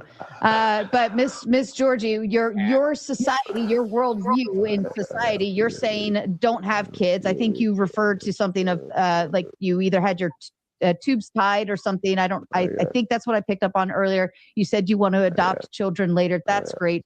But in all fairness, if you want sleep, beauty, and money, raising any type of child will cost you all of those things. So if you're not willing to tolerate them now while you're younger and still body able to tolerate it and deal with it, then I fear factor more for you later when you're in older age trying to tolerate a teenager because they are 10 times worse than a toddler. Ask me how I know, but I still didn't understand your femicide argument, and I still didn't understand the pedo argument either. If you could elaborate on those. So you're saying that you don't understand my pedo and you don't understand the femicide rate and the pedophilia rate that what we're currently dealing with in society. If you don't understand the two, I will not elaborate in it. I don't have time to have ignorant banter. You are an educated, you articulate yourself like you're educated. So you should do the research and understand that currently right now we're going through a very high rate of pedophilia. Half of the millennials that are born have gone through pedophilia. Femicide is on the rise and ridiculous right now all over the world. And if you don't see that as women being more conscious, and the reason why the birth rate is dropping because women are being more cautious and selective in the men that they choose and how they put themselves in what they've been told they're supposed to be in, then I'm not going to go back and forth with you. You were entitled to your ignorant point of view, but moving on with that. Yeah, when they it throw comes that stupid shit in there. And the reason why I want to adopt is I want to be financially very well. Does that make sense though? Like No. what she just said doesn't make any sense, right? It doesn't. And then she threw the ad hominem in there, and you're entitled to your ignorant opinion or whatever that stupid shit was. But if somebody asks you to elaborate on what you're saying, and I'm not here to educate you, bitch, you here to irritate me, but you ain't here to help me understand what the fuck you talking about. That's why, bro. I hate, some of these conversations, bro, they just get to be revolving doors. I'm gonna say a whole bunch of shit, and then when somebody genuinely asks me, well, what do you mean by that? Well, if you don't know what it means, then you just ain't shut it down. Conversation. Right. Hey, put somebody. I hope that fucking tiger behind her like bite her head off. Like, can y'all do like the AI? Like, jump through the screen, take that fucking hat off her head. Yeah. Then this is where I was looking for my exit out at this point. I was like, all right, it got lowbrow. It got really like silly. Like she's throwing everything to like to make it difficult to even combat to any of what she's saying because it's insane. Right. Yeah. So about the ad homs and that to drive you away type bullshit. Exactly. So if you notice, like I'm not even on the panel, I'm like, oh shit, I'm like, how do I end? Because I'm restreaming. What do I tell Fatty? Like I'm out. I was like, literally, that was going through my head. Hey, RLM, you got to build a tolerance over there, man. Like they be on some real gangster shit. No, I know what to expect. This was actually mild panel compared to what I've been on. So I know what to expect. There's a difference between building tolerance and a difference between being a part of idiotic conversation that I just don't even feel my presence should be involved in. I feel. Right. And so like I was entertaining her up until that point. And then I know where it was going to go. She used you're not a black woman to Sarah. Like, what does that have to do with anything? Okay. Right. And so it's just at that point, I'm not going to engage because I'm always going to come out. Like, it's not winning for me. At this point, I'm not learning. I'm not growing. I'm not nothing. So that's my thing. I have the right to exit, and that's exactly what I chose to do. Who's this in the back? KQ Winning LLC. Can you cam up for me in the back, babe? I can't let you up because unless I know that you're a real person, just because. Oh yeah, no, that's not gonna work. Okay, you're cute, but you're not coming up. Thanks. All right, guys, really quick. It's about the time because I did a good. Thank you for leaving, babe, because I know you were up to no good. I did a couple of hours with them, some couple hours here. So I'm going to start rolling extensions. If you guys want to extend the show, please show some love through Cash App, PayPal, Coffee, or Super Chat. If not, I totally get it. I hope you've enjoyed the entertainment tonight. Thank you for being with me. In about 30 minutes, if we don't see any extensions, I will be ending the show. Shout out to y'all. Sure. Secure when I have kids. Kids need money more than they need all the bullshit emotional things you think they need. Kids need a well-surrounded financial basis that can provide them from therapy, Bullshit emotion, schooling, and a well-balanced ecosystem for them to grow. So that's the reason why I don't need to be youthful for me to be a good mother. A good adoption with a good child and a couple of kids and a good money. Trust me, my kids will be well taken care of. Autistic prostitute man. Okay, We should make a poster. The pedo thing, considering the fact that you view men as only useful for their dicks and money, don't you think if you viewed them as protectors for your relationship and your children, that would actually prevent the pedo thing from happening? Has that happened through society?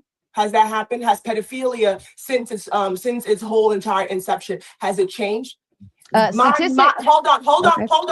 In my input, this is me, right? In where we are in society right now, pedophilia is still on the rise. Where I come from, right? Where I come from in Africa, we're still fighting to repel marriage of young kids under the age of 9, girls being married to 45-year-old men. We're still fighting until today. What actually are you trying to babble about?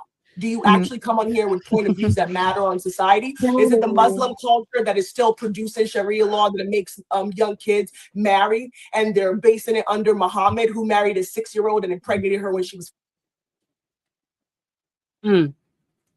I think did they start over or something?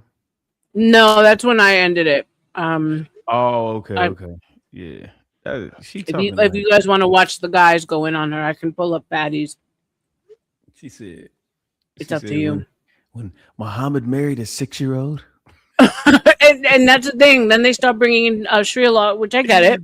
There are some atrocities still practiced to this day against women in other countries, but that's what they do when they can't really pinpoint to something that's happened in their own life. Which I'm sure, I mean, quite possibly she's had trauma. That's what's led her to have these ideologies. You know what I'm saying? More so than not, but. So then go to like Islam and Sharia law and all that. Like, okay, so now you're stretching. And it's always the same kind of pattern when it comes to women who come on with this big, bold bravado of like, I'm God and, I don't need men. And it's like they're reading out of the same playbook. And it's such an old argument, What I don't like is that damn who hurt you shit. Even though I know that bitch has been ran over, thrown out the window, and drugged through the mud. I don't like that argument because then when they say it to the men, it just sounds like, oh yeah, she's big. But then when you say it to a woman, because that's what we're initially saying, like who hurt you, and I don't like that. I get it. Even though it works, it seems like it does work one directional. I mean, you know what I'm saying? I hate that argument. It's just like sometimes you ain't been hurt, you get it. I guess. Yeah, no, for sure. And that's why I would never like launch that to the actual person. But let's be for real. We base the way we react and behave in life according to our experiences. And normally, if you're gonna get to a point where she's at, it's based off of some trauma. Right, or else you wouldn't have that much disdain for men or look at them. It's just simply that objects. was my first thought. So yeah, because them nails Yeah, and that I hair mean- say a lot. It says a lot. That's just it. And I don't like to do it to men, but a lot of the times if you can actually get someone to be honest, there's always a woman who did something dirty to a dude and he's now formed his opinion because of it. It's just life experiences that forms who we are. Right. But I don't think that, the crazy thing about it is, even though people go through shit, I don't think that like a moral person, I think somebody can be taken over and then kind of put their guard up, but they don't really react like that. Like, even though they know, they don't treat people differently. You know what I'm saying? Like, right. So a person like you or I, we have our experiences, but goddamn, if I'm allow those experiences to dictate how I take away my humanity, so to speak. Right? Exactly. Yeah. Yeah. But That's unfortunately, we live in a world of victims. Right. As soon as a nigga stole $20, everybody got to die. You funky bitch. What's up, You Harmon? get talked out of your pussy 3 times, and now everybody got to pay. Stop talking, kids. Stop. It was the same script too. Like, right. Come on, man. Right. I was listening to or it could be someone who's just totally fed into this, like the feminist trope, all the propaganda, because there is that, right? I mean, like I would honestly say, like, well, there is one excuse we can all use as humanity, and we've been fed so much conditioning and propaganda against each other that's easy, and it's mind control, right? So it's easy enough to say, like, hey, that could be a reason enough, but then obviously you're human and you're out in the real world amongst people, and you know how to behave and act accordingly, right? Like, but she probably lives also in an echo chamber where everyone feels the same way, feeds her the same, say, yeah, boss bitch, like, you go girl, like there was even people standing up for her in the chat, like making excuses for her, like, oh, she's obviously trolling, or like, leave her alone, who cares? And it's like, that's the problem, there's nobody, and mostly women, which was interesting. It's like, instead of like saying, no girl, this is not the way to act. Right. Like, no I shame, understand. All right. What's All up, right. Harmon? I'm abandoning you guys, man. I'm gonna eat again. No worries, babe. I just came started up to putting say some hello, stuff in the web. Joe. Oh fuck! Hold on, I ain't going nowhere. Harm just hopped up here. I wasn't even looking at the phone. Buddy Harm. I'm Harmon. fucking going through my photo shit, sending texts to friends, pictures to friends and shit. I was half in the conversation. Yeah, go ahead and go eat though. I would just want to make sure I say hello to you.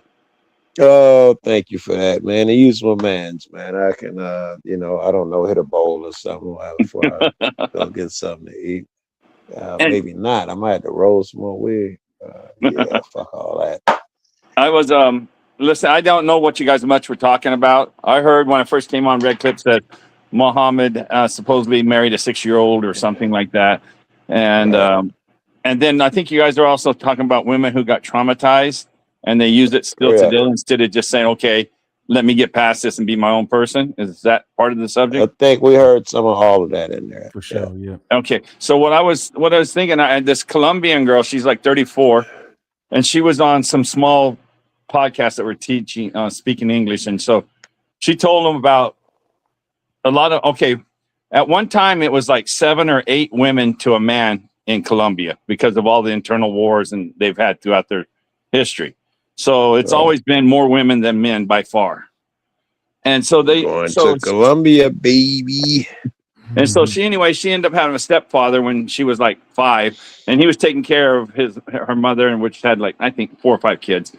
And I think it's where we're growing up and stuff like that. So he started making her, I guess, like at 5 or 6 years old, giving hand jobs to him, right? She said I wasn't listening. Apparently, I wanted to hear her this. stepfather. Her stepfather, right? But she was doing it. She knew that he took care of the family. They were poor. I think that happens a lot more in those kind of families. And then when she was 9 years old, she finally she told him, I don't want to do this anymore. And he said, okay. And they just lived their life out. And so these people were interviewing and saying, do you hate him? He goes, no, I don't hate him. I said, he took care of our family. He did this and all this, blah, blah, blah. It's just like, it was a matter of fact thing. And she said, stop. And she stopped, and they're still friends, and he's still taking care of the family today. So I don't know how that plays in, but it happens. Crazy. Yeah. So, yeah, she wasn't. It's it is sad how accepted that is in a lot of other cultures and third world countries. Yeah, it's just a matter of like survival for the family. Yeah, it's pretty dark. And but go ahead. No, go ahead, Harm. She was just totally normal. I don't hold it against him. You know, he did a lot for her family. She had no hate. She just went on with her life. She says, I can't have room for hate. You know, so I thought that was another perspective from another country and what happens. That's all. That's wild. You know? Yeah. It goes back to like duty in family and how far people will go and have like just compartmentalize traumatic things for the sake of the family. Right. And you know, and I think when there's like, go ahead. My bad. It's not even traumatic to other people. Like to them, it's traumatic, but they didn't. Well, my bad. I'm saying it wrong. So they look at the world. They look at the outside. They see the United States, and then 80% of the world functions a certain way. But then the Western part of the world, we have all these prostitutes and all this and this thottery and whatever it is, you know what I'm saying? And to them, that looks crazy to them. And then what they got going on looks crazy to us. So it's like it confuses them because they're like, this is terrible. They see it on the news and they're like, well, I didn't, not this specific situation, but I understand what you're saying. You know what I'm saying? Like they just like, damn, well, everything to us, I'm supposed to be married at 14. These women is waiting to 30 years old. People in these third world, second world countries is like, how do they? What does that make sense? Right. You know what I'm saying? Like exactly. It all depends on the culture. That's why these kind of conversations are subjective. As much as we like to look at it and frown upon it because of our morality base here, but in certain cultures, certain things are accepted and it's okay. I literally hear people talking about 16 and 17-year-olds, how horrible that person is. And in my head, I'm thinking, I'm sure I don't know the countries, but there's one 16 and 17 because I heard people in Britain, I think it's 17. 16. And 16. And you're calling all of those people pieces of shit every time you put it on America. Joe, guess how many states that is age of 16 is the legal consent? At least like 13. How many? You said? I said 2 or 3 out of 30. Yeah.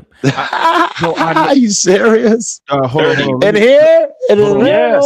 But they always do this stuff. Okay, in the history of the United States, I always used to look this up. So how men create and rule the women is in 1890s, Delaware had the lowest age ever of the age of consent. And if you come within 3 years, I'll give you $1. Where had it? Maybe it was in Delaware in 1814. Wrong. 13. I would have guessed. Wrong. 12. Damn it, I'd have guessed I give you both within of 3 them years. because y'all said it. Holy fuck. That's crazy. Yeah, it's about 7 years old. Bad. Yeah. 7? Look it up. And so then I started. Jerry Lou Lewis had a 13-year-old wife. It was the norm. Nobody said nothing. Cousin. That wasn't that fucking long ago. My 2 aunts got married when they're 13, and I got one aunt married when they were 16.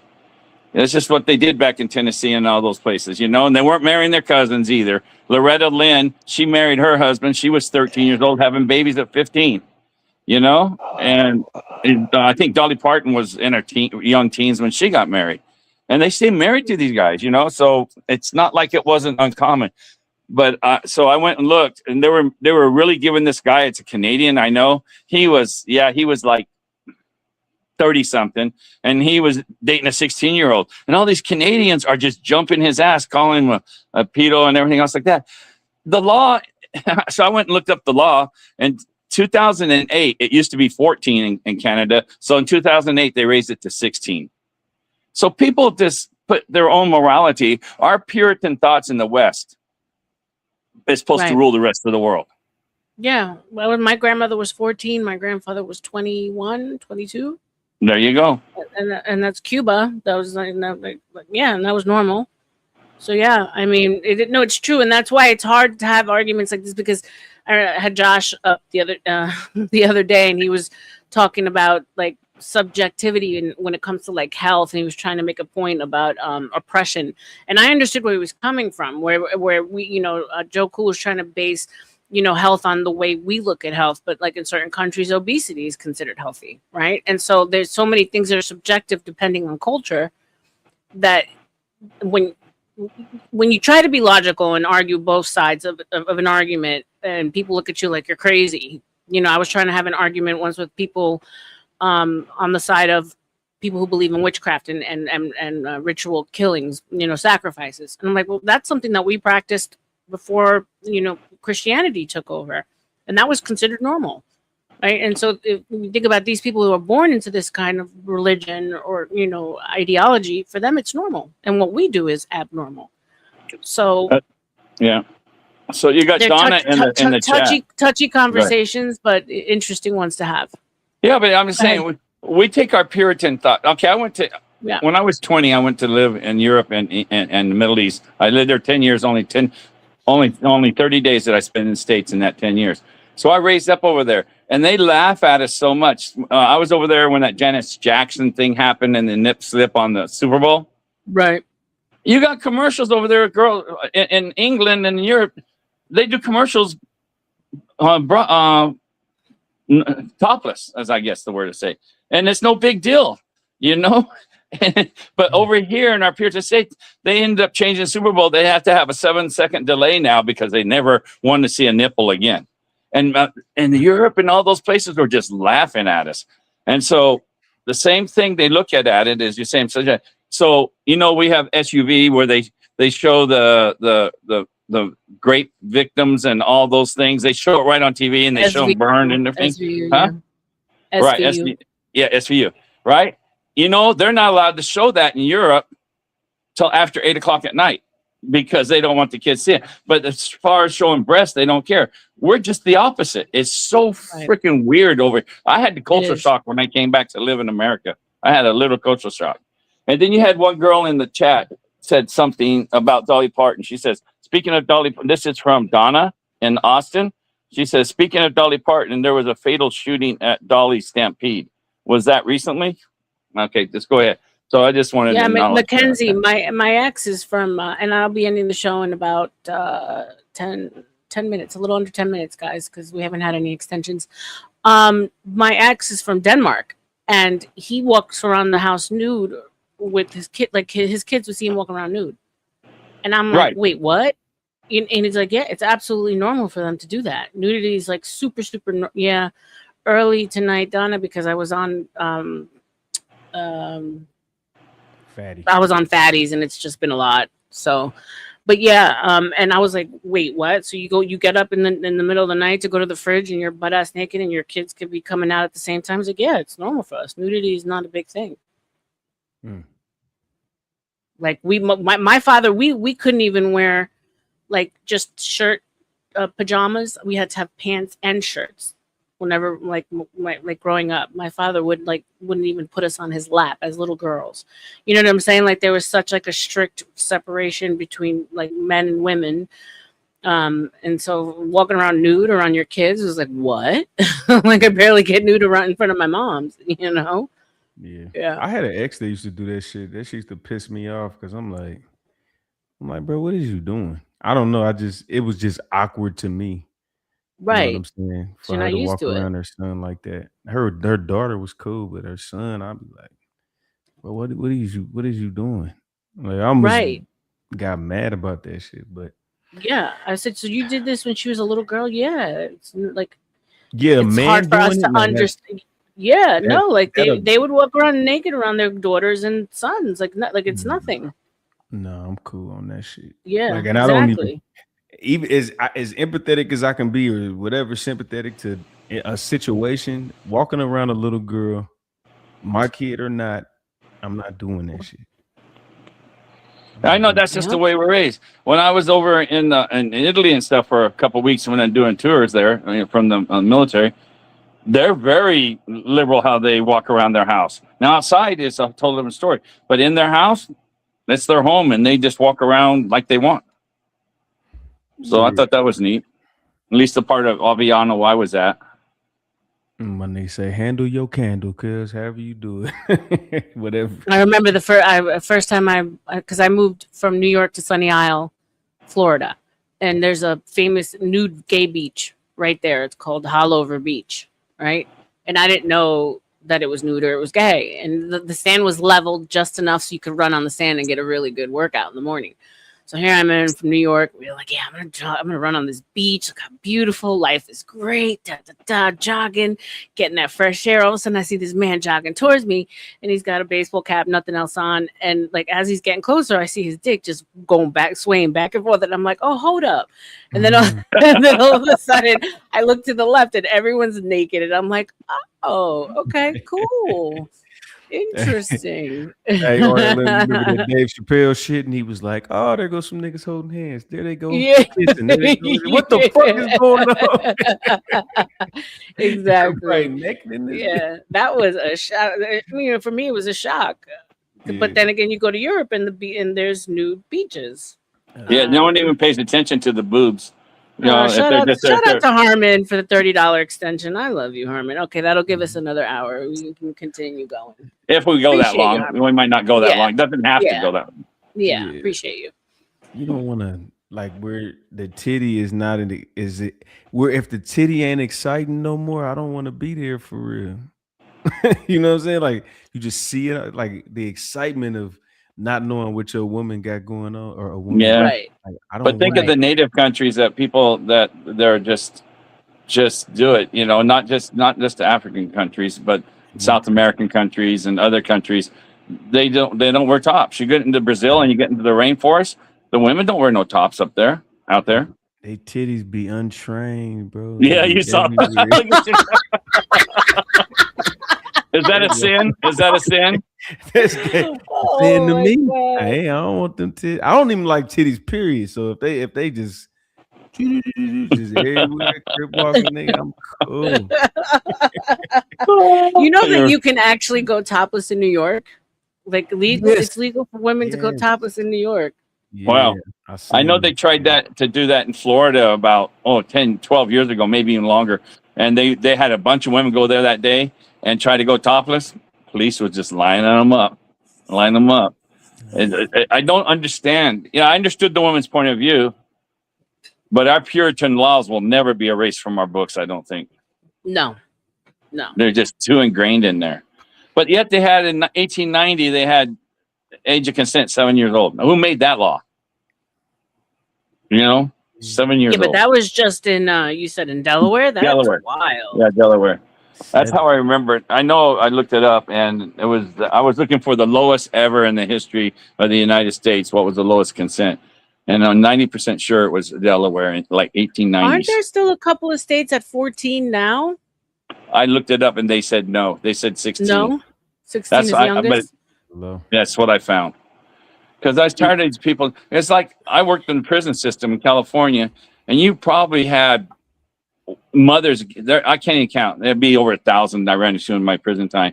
That the boyfriend was 17, girlfriend was 15. He turns 18. Mother's been hating him from day one, but couldn't do nothing. When he turned 18, she turns him in, and from that time forward, they get an R on their jacket. End of story. Yeah, that's crazy. That's just, so a lot of it's bad. I'm not defending and stuff like that. I'm just saying how bad the law is. And so then California 2 years ago, now they really messed up on this law. They're trying to pass a law. If you're within 10 years of that person, it's okay. So no, they're saying 24 and 14. I don't see that okay. But that's what California was trying to pass 2 years ago. I don't know if it went through or not. Oh, like Romeo and Juliet? They want to spend 10 years. Romeo and Juliet were both teenagers, from what I understand, like 16 and 14. Well, no, it's called the Romeo and Juliet law. So it's like a 4-year difference that they allow it. Yeah. They were doing 10 in California. Let me see. They're trying to pass it in California 2 years ago. I don't know if it passed or not. It's called the Romeo and Juliet law. I think Romeo was 16 in the play and Juliet was 14. Yeah, that's cool though. They still in the same high school. No, I'm just saying that I didn't realize it until I was into it. Did you find out? 12 and 17 is kind of crazy though. Donna said 12 and 17. 12 and 17?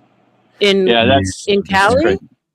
Not they tried to pass it. I don't think the law passed. I think they tried 2 years ago to pass the law for 10. That was Newsom really pushing it.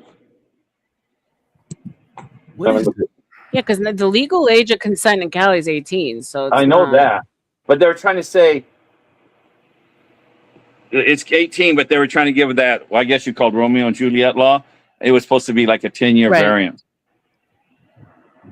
So I never heard it called that, but it makes sense. Hold on. I forgot. I got to tell this. I say it. I've said it before, so it ain't no big surprise. But I live in Kansas City, right? So Kansas City, Missouri, Kansas City, Kansas. It's like 3 blocks down the street. I'm in Kansas, so I live in Missouri. I'm like 20. I think the girl I was messing with was like, she was 17. I know she was 17. I can't remember if I was like 20 or 21, whatever. So we at this park and we fucking. We get the police pull up. They pull us out the car, all that shit. And we was on the Missouri side. Missouri is 17. Kansas is 18. So if I was the cop was like, boy, if you was 2 blocks down the street, you would have had to register. Isn't that crazy? Yeah. Crazy shit. And it was wild because the cop, he was cool. I don't think he would have really fucked with me because old girl was like, I'm fucked. She's like, I'm so fucked. And then the cop was like, twice in one night. Because he said, I'm going to call your daddy. And she goes, I'm so fucked. And he said, damn, twice in one night. I was like, I couldn't even laugh because I'm like, let me at least get away from here first. Oh my gosh, that's wild though. True 2 blocks story. over and it's a wrap. You go down on the registry. Yeah. So I was right. So they actually passed the law. Yes, in 2020, California passed the law. State Keep Senate. it going. Blah, I'll blah, be blah. right back for 1 second. Keep it Okay, going. so they passed the law saying which adjusts the state sex offender registry requirements for certain consensual acts involving minors when the adult is within 10 years of the age of the minor. As long as adults within 10 age years of the minor, they don't get classified as a sex offender. Damn. So you're talking 25-15. You're talking 24-14. But that has to be a teenager. They said that. So I guess 13's your cutoff. I guess you can do 23-13. 23. I ain't gonna lie. No, Oh one my of my God. homegirls used to tell me, she's like, I was 14 fucking a 28-year-old. Like, she stood on that shit. I'm like, okay, what you want me to say? I mean, I know Red Pill and I agree because I know we've had this discussion before. But how do you feel about age gap relationships, Harmon? Me? Yeah. I think the perfect one is, and of course, it's not 15 years old, but I think a woman 21 marrying a guy 34 is probably almost the perfect age gap. Okay. About 14 years, 13 years. Okay. Yeah. So, and I know a lot of the women that they look to that age group. You know, a lot of them do. I don't know. You know, if they're nesters, trust me, they're going at 21, 22. Unless they've fallen in love madly with somebody with love first sight. So a 34-year-old man's not out of their range. Yeah, I fully agree. People have a hard time with that, and I say ideally, you know, young is good for her to go older. She's gonna have a covering already because he's more than likely way more established than someone around her age. He's a little bit more, like we say in Spanish, maduro, a little more seasoned. He's gotten whatever he's got need to get out of his system. It's covering to covering. I think it's better. I think it's more optimal. A lot of people say no, it's grooming when there's too much of an age difference. Oh my gosh! Yeah. Well, because I know back to the Colombian. I knew a lot of Colombian people for one time, and trust me, it's not uncommon for a 22-year-old Colombian girl have a 35-year-old husband. And in Mexico, it's the same thing in Mexico. Yeah. You know, not the border towns, but you get out into the Mexico culture, it's not uncommon at all. Right. And so I see the stability on that. You know, and of course that's if the girl doesn't want to keep going to go partying, she's actually want to be a mother. And there's a lot of girls at 22. Like I said, my aunts and stuff had kids when they were 16 and 17. They were ready to be a mother. Right. You know, and that's what they want to be. Then go for it. We just say no. But who says grooming? They say grooming, right? Yeah, you're not grooming them. At 16, you knew what you wanted, Rebecca. You knew. I don't even want to tell you what I was doing at 16. Yeah, but you knew mentally you knew what you were doing. Yeah, You know, I I'm was not. already out with the fake ID in the clubs. Yeah, there you go. Yeah, Mackenzie, And, most people and, do and end up in their own age bracket within a couple of years of each other. But I really just don't feel there's anything wrong with a larger gap. Yeah, they say, oh, you know, the guy's gonna mold her to what he wants her to be, but ultimately, doesn't every husband mold their wife to be in their plan? And you know what I'm saying? Like, if he's but don't actually say the mold as leader, bad though. Don't say mold as bad. but that's the thing. People take these words like, okay, so why is a man a groom, like a man that walks down the aisle to get his wife? He's called a groom. Why is he called a groom? Because he is ultimately going to groom her to fit what, you know, his agenda, his plan, his goal. Like, you're coming in as the helpmate, right? So ultimately, he's grooming you for that. I mean, so we allow these words to get bastardized when they're actually not. Bad words. So yeah, I mean, if I'm gonna fit into your plan and we're gonna fall into the man's objective, he's gonna be the leader. Yeah, he's got to mold me in order to make it work. That's crazy. Just continuously growing up. I'm using that shit. Yeah, well, it's just continually I don't growing up. know. You know, we're not grown at 22, even still like that. We're still growing. I mean, I wish I had my knowledge now that I had it, you know, for 22. God, if I could do that, look where you'd be. So you're still learning.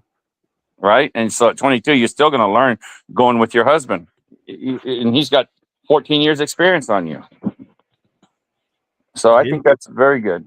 I think it's good when the man has good intentions. Because that's when I'll say it's messed up. When you actually trying to manipulate women and stuff like that. I'm not with that. But if you really got somebody you love, then do that shit. Like, let it ride, let it flow. You know what I'm saying? For Let her sure. have it. And yeah, for sure. Intention is everything, right? I mean, and the same thing could be said with a young, perky 20-something-year-old who's dating a 60 or 70-year-old. Do you like, okay, is her intentions good for him? No, she wants that bag. So, I mean, like that. No. You know what they say? They be like, he should have knew better. At those two ages, they both know what they're getting into. It ain't exactly. No, That's the thing. It's a mutual. Like, she's getting what she wants. Obviously, we know what she wants, and he's getting what he wants. He wants a young, pretty little thing on his arm. Yeah. I don't say like my grandfather, but back in the day, when you lived on farms, you had 8 or 9 kids. Of course, like, you know, I came from a Mormon family, so they got all these kids, right? And my grandfather was the last of 9 kids. And part of the thing you did, the last child, and if you go back and look at the old movies and stuff, you'll see this. What his responsibility was to take care of the parents. Everybody, all the other children took off and went and did their life, but the responsibility of the last child, and mostly it was the male, was to stay and take care of the parents until they passed on. Right. So my grandfather did that. So they passed on when he was 40. He was too busy doing the farm and stuff like. So then at 40, he says, "Well, it's time for me to get a wife." He went and got himself a 26-year-old wife and had 8 kids. You know, so that was wild. But you probably know lots of stories like that, being in the church and stuff. Oh, I mean, we were the smallest family in church. How many do you have? You know, I just have just 3 of us, 3 girls. Everyone else was Oh my 8, God. 9, 10. You were sinning. Yeah. You guys are sinners. Yeah, exactly. Everyone else were like these big tribes, and then came up the little Merino family. Yeah, that is so funny. But yeah, so anyway, so that's back in the day. As farmer, that's in the farms, not just Mormons, but that's what families did. That's why you didn't need any of these old folks' homes back then and stuff. You know, you took care of your own family. How was it in your family?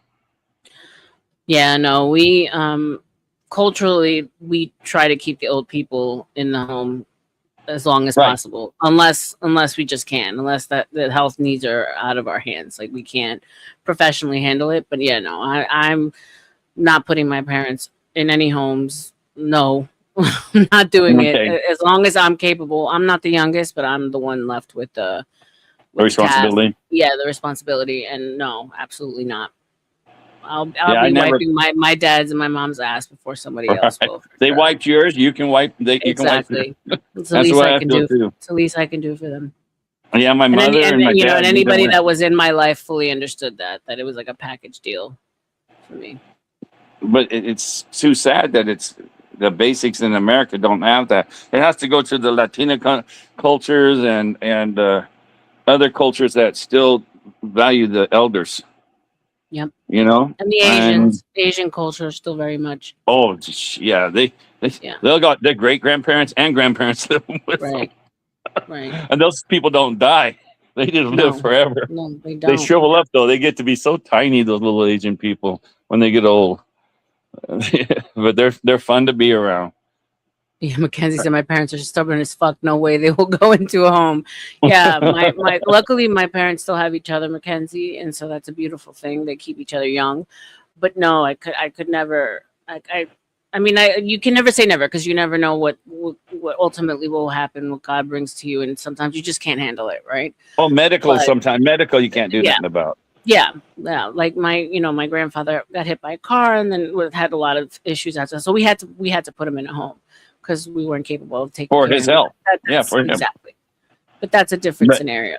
Yeah, it just out of the normal, just doing it because you don't want to be bothered that's what I'm saying. And that's so sad. You know, that to me is sad. Like, I know like some old people like to work. I get it. You know, so you see them at Walmart greeting, or you see them wiping down tables at like a fast food place. But like that to me, it's just sad to me because it's like, damn, you don't have, you know, like you worked your whole damn life. I would hope that my parents wouldn't have to do that. You know what I'm saying? Like now they can chill and I'll make sure that they have what they need, their food, their medicine, whatever. Yeah, I don't know. Yep. It is a messed up thing about American culture that ultimately we have to bring it back because the new generation can't afford to leave home anyway. Right? So we're kind of being forced to go backwards in that sense, which I don't think it's a bad thing. I really don't. Kids can't just be put out anymore. They can't afford it. Can't afford to rent. Can't afford to do a lot of things. They sure can't buy a house. Nope. They sure can't buy a house. And it's by design. We know that. You know, that's not even conspiracy. They want to call it that, but it's by design. Right. They want us to, what's that saying that Klaus Schwab said? He says, you will own nothing and like it. Yeah. Well, here they're building a whole new city. Apple and Google are coming. They're bringing their headquarters here in Central Florida. And what you see is because, you know, there's still a lot of, the Mormons own, or I think the number one landowners in Florida right now. And they own the majority of the farmland. So here in Central Florida, just alone where I live, it's like 480,000 square miles of farmland owned by the Mormons, right?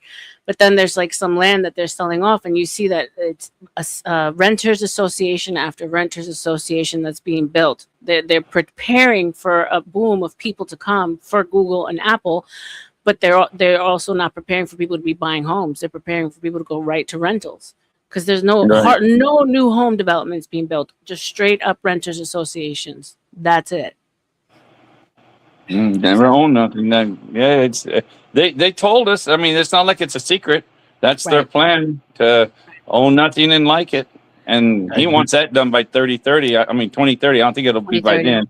Have you heard of that red pill where this guy named Klaus Schwab from the World Economic Forum straight out there and told all the world leaders that by 2030 he wants us to own nothing and like it? Yes, no, I would love to see that for sure. It's a crime. And when you look at it, it's all big, these big, these Black Rocks, these big corporations that are just buying up and building up association after association after association, cheaply at that. They're not even built like hurricane proof. They build them up like little Lego houses. See, it's wild. That's what I was gonna say. I was saying like if you're gonna move into hurricane territory, maybe that's why they saying it. But I guess it's still sound like they got ill intentions with it though. Yeah, the end game plans, right? End of game plans. Yeah. Yeah. So have you heard of this World Economic Forum before? No, I'm listening. It's huge. Every world leader that's gone into power since 2012 are all gone through the World Economic Forum, and they're all okayed and justified through the World Economic Forum. Just was Mexico's president's female. She went through it. Argentina's just went through it. Brazil just got elected. He went through it. Excuse me. That new guy in England, he's an Indian guy. He went through it. So you have to almost get a stamp of approval through this thing called the World Economic Forum. They're huge. All the world leaders, all the Arabs, all the Asians, everybody goes to this forum. Huh? Yeah, it's like Davos, WEF. It's like they all go Bilderberg. through. You know, it's like they all the are underneath them. oligarchs get together and plan out. First, it was Agenda 21, right? And that we saw what happened there. And now it's Agenda 30 is the next agenda. So it's no ownership, no owning of cars, no owning of homes. It's just own nothing and be happy. That is the slogan. Charles Schwab. So you got to look into it. So they saying they don't want you to own it, but they got to be selling you something like. Okay, you're right. Yeah, I'm going to tell you how it's called CBI. Have you heard of CBI yet? It's on. If you don't know it, I guarantee you've seen it 100 times, but you just didn't know what it was. CBI is centralized based income. Okay. We're all they're taking away when you don't need jobs. When AI takes over the jobs and you're left, you're going to get CBI. You'll get a certain allowance. So these things that you say you want to own, you have to use that base income that the government gives you. A higher state of welfare basically will be on. And I'm not mad about it. So I'm just telling you their plan. It's not a secret. They've told us their plan. So they want us to do that. And so they'll give you how they're going to roll it out. First it's going to, the plan is to kill the fiat, go strictly digital, and then universal basic income kick in. I know it's based income, centralized based income. I think that's what it is, centralized based income. And so then we'll get into what the thing is. It's a kicker because parts of South Korea have it already and parts of China have it already. And I don't know what other Asian countries have. So what happens is if it's social credits. And so you get so many. And if you can't save it, it's like, let's say you don't burn it all up that month. Over there right now, I think they can keep like 2 months of it. But after 2 months of it, you lose it because you can't save it. So they trying to really just make you just. Yes. Yeah. It's happening already, but what are you going to do? Yes, no. Second to New York is New York and then Florida, where you're talking about the small hats. Yeah. Yes. Huge communities. And then in Canada, what was it?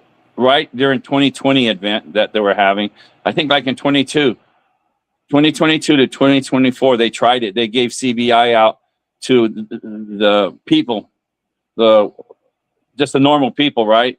And they lived off it for 2 years, and I don't know what's happening now. I didn't keep up with it. So they did it there. So they doing like a trial run? Yes, they do trial runs. They got to see how it works. It was, and remember how there was the moratorium, the renters moratorium, where people didn't have to pay rent. Well, that was by design in order to bankrupt the private landowners, the private landlords needing rent. Yes, so everything that happened was to basically turn over as much private property over to the state as possible. Yes, and it worked. It worked because, in New York, people didn't have to pay their rent for I don't know how long, especially in the big cities, and then what happened to the private landlords? And then a lot of people, once it kicked in to pay back, they didn't pay back, and so John Galt. What was that? John Galt. Yes. Oh yeah, John Galt. You seen that movie? No, we talking about the dude that be on the John Galt, the slumlord. Oh, I don't know him. The black dude that don't like black people. I don't know. That's what John Galt. Yeah, my bad. I just threw that in there. Go ahead. No, it's probably there's right now in New York. There's a major scam going on where they're stealing the deeds to the people. You've heard of that, right? No, what's going on with that? Oh, it's huge. They're scamming, going in and say they got the deeds of tiny hats, and taking especially the black communities. They've gone in there and taken their land, just take them right out. They go to the court backs them because they're all tiny hats.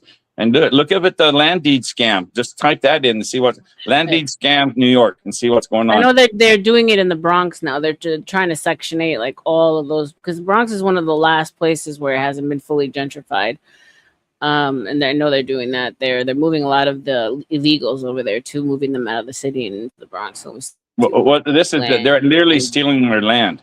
They're stealing. They go through a process and steal the deed and say it's their deed and go in there and evict them out. There's this lady lived there 58 years this last month, and she says, "No, this is my thing." No, it was sold. It's like a squatter selling their house and saying, "You got to prove it now." You know, get it to basic terms. And type in the land deeds. So here it says, in one case, prosecutors charged a man with stealing someone's identity to commit deed fraud on 3 homes, leading to a guilty plea. Is that what you're talking about? No, there's the ones that are getting away with it. Unit. Deed theft. Yeah. Homeowner signed their deed note. No, I'm not finding it. It's amazing. But I believe it. I believe it. It's crazy. See, people say, "Oh, you know, Mandami." No, Mandami was put there in order to empty out Manhattan for a reason. That's all done for a reason. If you ask me, I think Manhattan, especially, is going to be like our first smart city, super smart city. You think Manhattan? Yeah, for sure. Maybe slowly but States. surely, you know, doing away with the cars in the actual city. I mean, if you think about it, every little community is its own little smart city. People less and less are leaving like their area. Like in Manhattan, it was back in the day, it was no thing to go from. I'm going from uptown to like Soho. Now people in Soho are like, I don't leave Soho. You know, it's like you're saying you're going to another state, right? And so they've already worked in these little niche areas to keep it like that. So I think eventually you're going to see no cars in Manhattan. And yeah.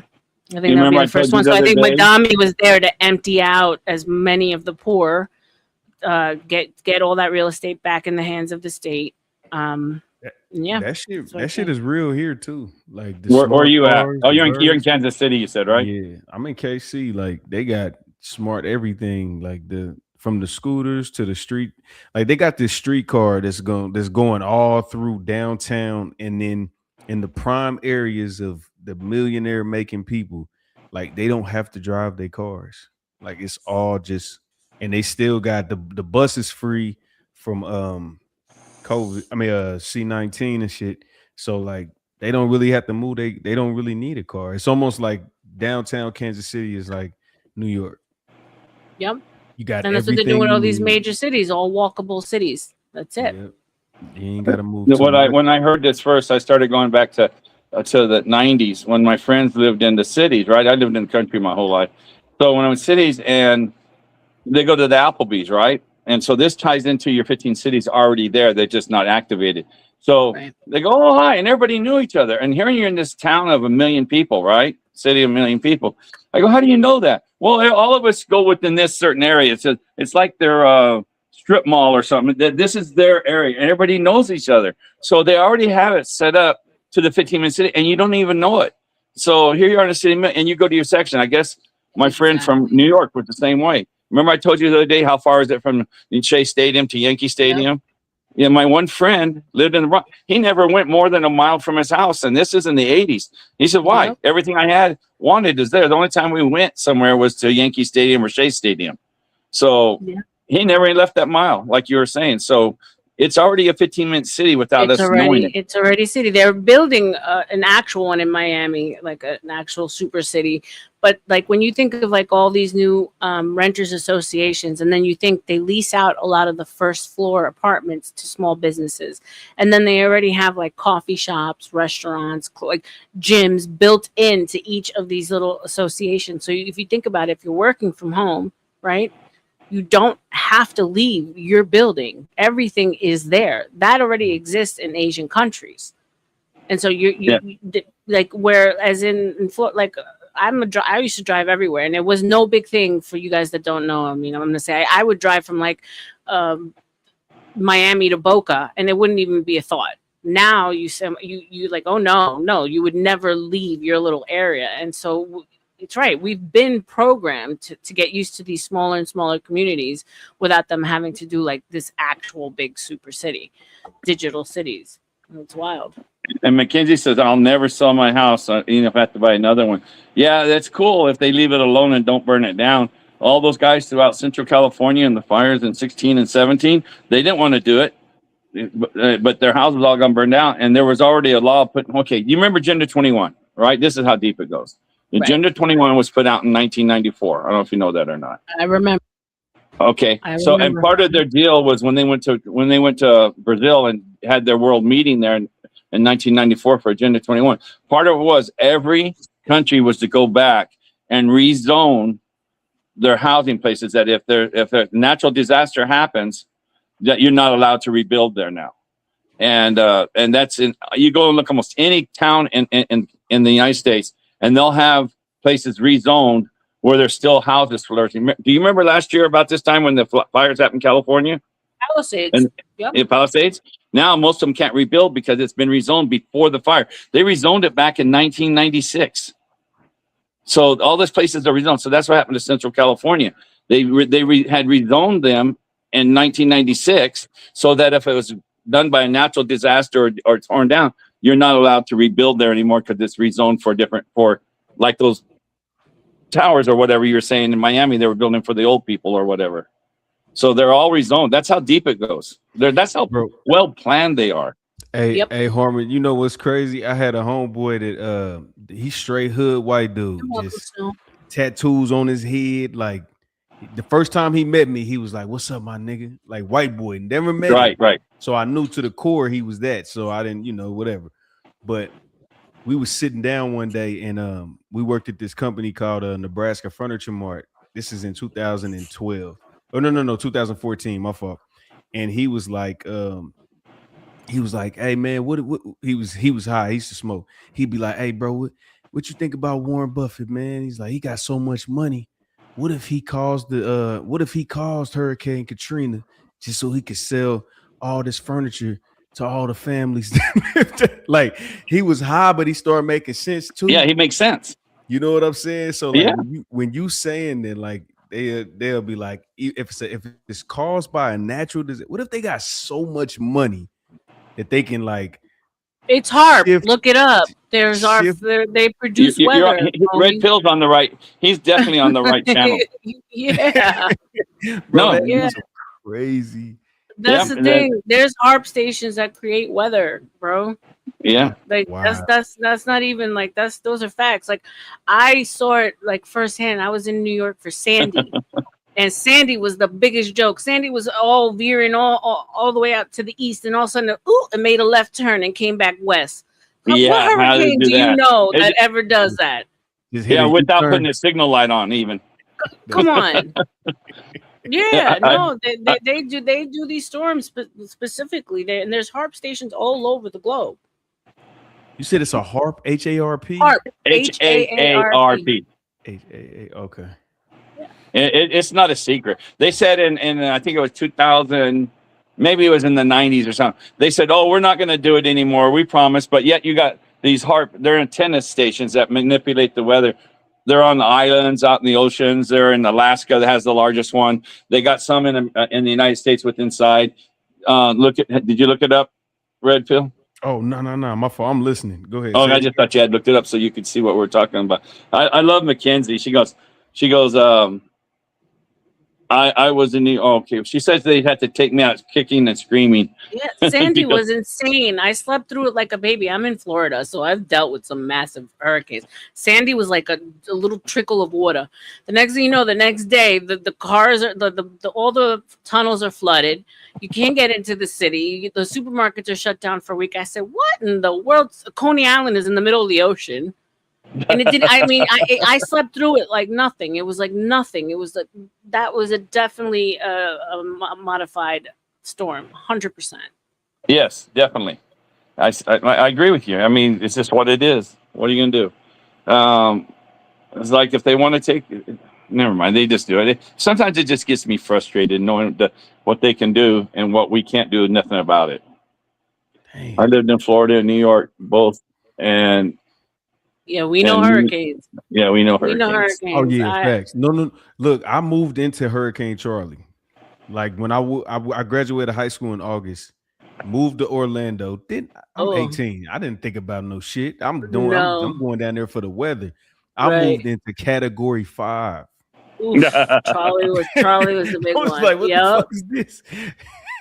Yeah, them things are no joke, bro. Living through them, like staying, like I was in so I was in the Barrier Island. So like when you're going up the east coast of Florida, A1A Ocean Boulevard, there's like these little strips of islands along the coast, and they build up buildings there, and so it's literally a roadway, buildings on the ocean, and then buildings on the intercoastal, right? It's a very small area and always gets evacuated. So that I can't remember for the life of me the storm, but it was Wilma, I want to say, or one of those storms, and it wasn't supposed to hit. It was supposed to hit further north, projected, and it was supposed to hit at like a 1 or phase out before it even hit land.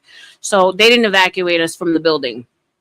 Well, this damn thing picks up speed right before it hits the coast, and it hits us at like a 4 or 5. I remember. And I am living in a building face on the ocean. Okay.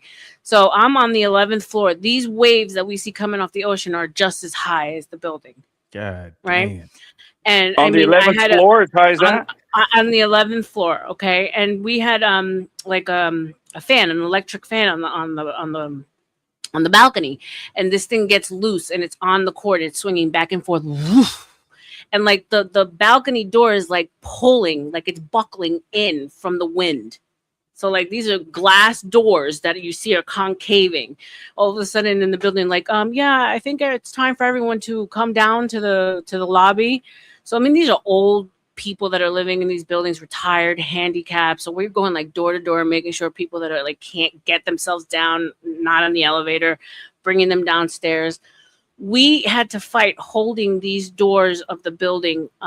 It was like 50 of us holding these doors from like blowing open the front doors. Well, needless to say, when you have a hurricane like that, you get like these water tornadoes, like water spurts, like off the ocean, right? And we got hit with one of them, and it literally took out every other line in the building. So like one whole line was completely untouched, fine. You see where the tornado pulled out, and then where it pulled into the building, all of the units were pulled out into the parking lot. You saw full bathtubs, toilets, beds, couches, all just pulled out of the building. I'm living through this, by the way. Did you get to see the water spout? Did you get to see the water spout? So we didn't see it, but we understood that that's what we were going through when the storm finally passed. We go out into the parking lot, and there's full on bathtubs, toilets, couches, beds, just blown out into the parking lot. And we're going, all I'm thinking to myself is like, I'm young and I'm dumb, and I'm like, all of my shoes, everything that I own. I was like, this is what I'm thinking about: young, dumb, and stupid, right? So me and my father are walking upstairs, and we're slowly approaching our apartment, and the ones right next to us were completely blown out. So we're ready to like open the door to the apartment and see nothing. Just look down and see nothing. Can I tell you, not one drop of water? Because my whole line happened to be the line where the tornado pulled out. So it was, you know how a tornado goes like in and out, right? And whenever it gets in closer, that's what it destroys. Up and out. Right. Yeah. Right. My line was untouched. The people next to us had no apartments. They were completely blown out. I mean, it was the most gnarliest thing I've ever been through. We didn't have gas or electricity for like over a week. It's like, so people don't know what it is to live to a freaking hurricane. It's bad. It's really, really, really bad. Yeah. That shit crazy. To the point that, you know, like they don't insure. Like a bunch of insurance companies pulled out of Florida because we had so many back-to-back, especially on the West Coast. It was so bad. Yeah, I've never wanted to go to Florida. I couldn't handle the bugs and the crocodiles or alligators and stuff like that. I just don't think it'd be fun because I love swimming, and if you have to go swimming and you have to worry about an alligator, I just don't want to do that. I have one in my backyard. I have a lake, like a man-made lake, because I'm on a golf course, and I have one living right in the lake. He pops his head up. You understand what I mean, Red Pill? Yeah, bro, I don't want to be. I don't want to be part of the menu. I ain't messing with no nature. No, my homies. The homies in Florida, they used to go wrestling with them bitches. They used to come to work on. Oh my god. Our work week ended on Friday night into Saturday morning, and like They had them big ass, you know them things you drive on the lake with the fans, them big ass fans. Airboats. Airboats. They used to drive. They would drive on Friday when we used to park. Bro, they park way in the back of the parking lot with their trucks with the airboats on the back because they going in the morning. Like they was going. They ain't playing. They wrestling alligators, all that shit. I'm like, you got it. Yeah. Brother. I don't want no smoke neither. I promise. About those wild animals. I learned, you've seen those wild animal shows where the guys get in the water with them and do all this stuff. That's them. Okay, if you find out, though, I'm talking about the ones on TV because it's always, you got to remember, TV is not real. So what I found out there is they sedate the water. They put stuff in there. So a lot of these octopus or the animals they're dealing with, they're sedated. Oh, okay. So, but I didn't know this. And so I was in Mediterranean Sea in 1983 or something, and I was diving down underneath this coral reef, and I saw a little baby octopus. Now, back then, nature shows were big for everybody back then on TV. So I'd seen them playing. There's a place called Puget Sound over there in Washington State. And they play with these octopus all the time, these big old suckers, right? And this one I found, let me get me on camera, is only about this big, you can go around it. So I said, okay. So I go up to get some air, and I go down there. I'm going to pick up this baby octopus. Well, baby octopus don't want to be picked up. But I'm thinking on the movie, on TV shows I've been watching, they do it all the time. But I didn't know they were sedated. Like, okay, they're high, okay, do what you want with me. That thing attacked me, and I was under a coral bridge underneath the water. So the coral bridge was like 6 or 7 feet underneath, and I was underneath that picking up the octopus. And when it came at me and jumped at me like that, and it showed its little beak at me, I went up, hit my back on the coral, cut my back all up. Now your back's all cut off coral, and you're in salt water. So I dragged myself out and lay down on the beach. And they go, what happened? I said, a baby octopus beat me up. Beat you up? No, he scared me. So the repercussions of it. No. But Harmer, do you know what? I learned this, and I don't know if this goes with all animals, but I learned this. It was like a trick question. They said, do you want to be, if you got bit by a snake, do you want it to be the baby or do you want it to be the adult? Adult. And everybody, just thinking in your, just being unknowledgeable. You say baby. Yeah, I want the baby. Yeah, I want the baby. And it's like, hell no, the baby don't know how. The baby just shoots venom. Like they in straight defense mode. The adult knows how to measure what it needs to get. They looking at you. All right, he 180. You know what I'm saying? Right. They don't release all their venom. They don't release all their venom. Yeah, they just don't. But the babies do. Yeah, but the babies, they panic, so they just throw all right, whatever, everything they got. Yeah, so I'm going after this baby octopus. So then they gave me all it could. Where the big octopus probably would just slap me away. Right. He'd have been like, get your ass up. I don't want to be sedated. TV, huh? Well, going back to things you got to deal with in Florida. So here in Florida, you got to look in the toilet before you sit down because it could be a snake or a baby gator coming and biting your ass. Are you serious? That's a thing. Yeah. That's the thing. They come through the toilet. My thing that's just not right. There's something wrong with that. Yep. And then let's see. I was in the Keys. And it felt like I was closer to shore. I wasn't. It was like the beautiful sandbar. I was drunk. I was high. I was loving life. It was one of the most gorgeous days ever. I'll never forget it. And I'm looking down. The water's clear. You could see it's only up to like maybe just underneath my my knees, my calves actually.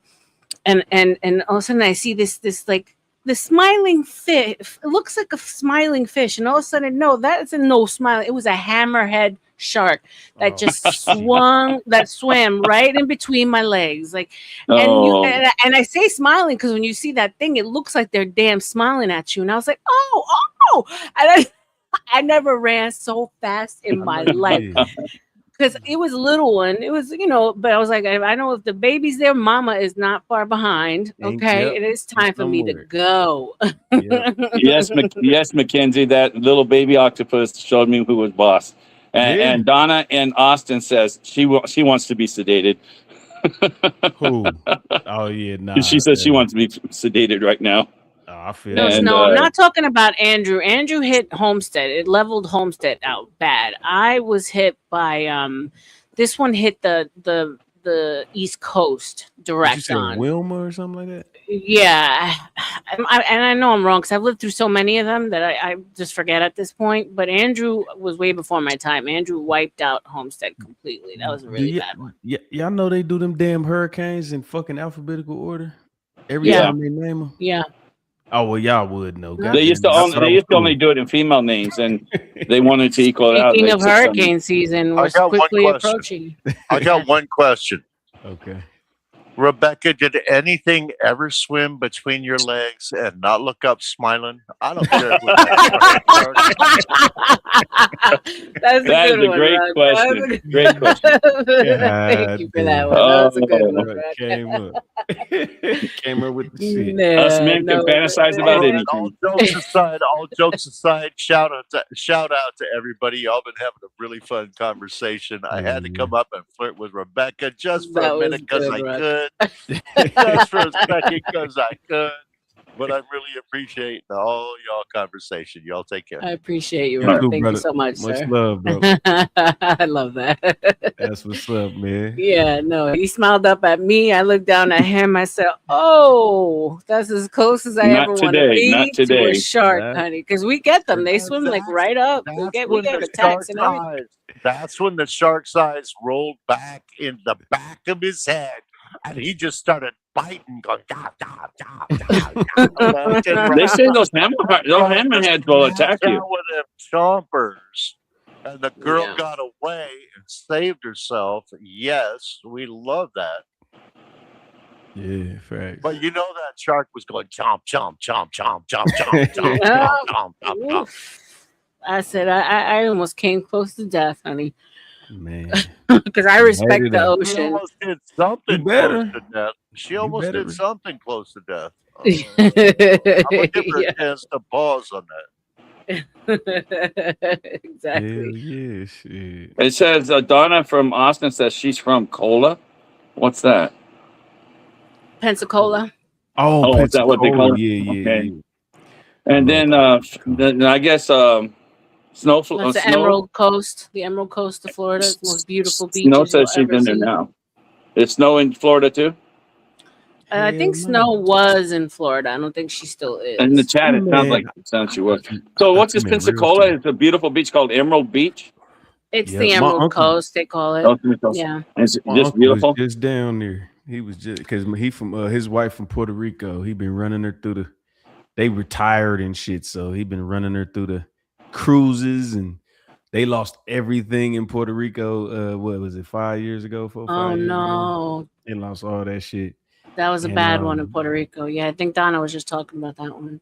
Yeah, Those are on purpose. That's the sad thing. Yeah, In well, my mind- Puerto in my Rico. mind.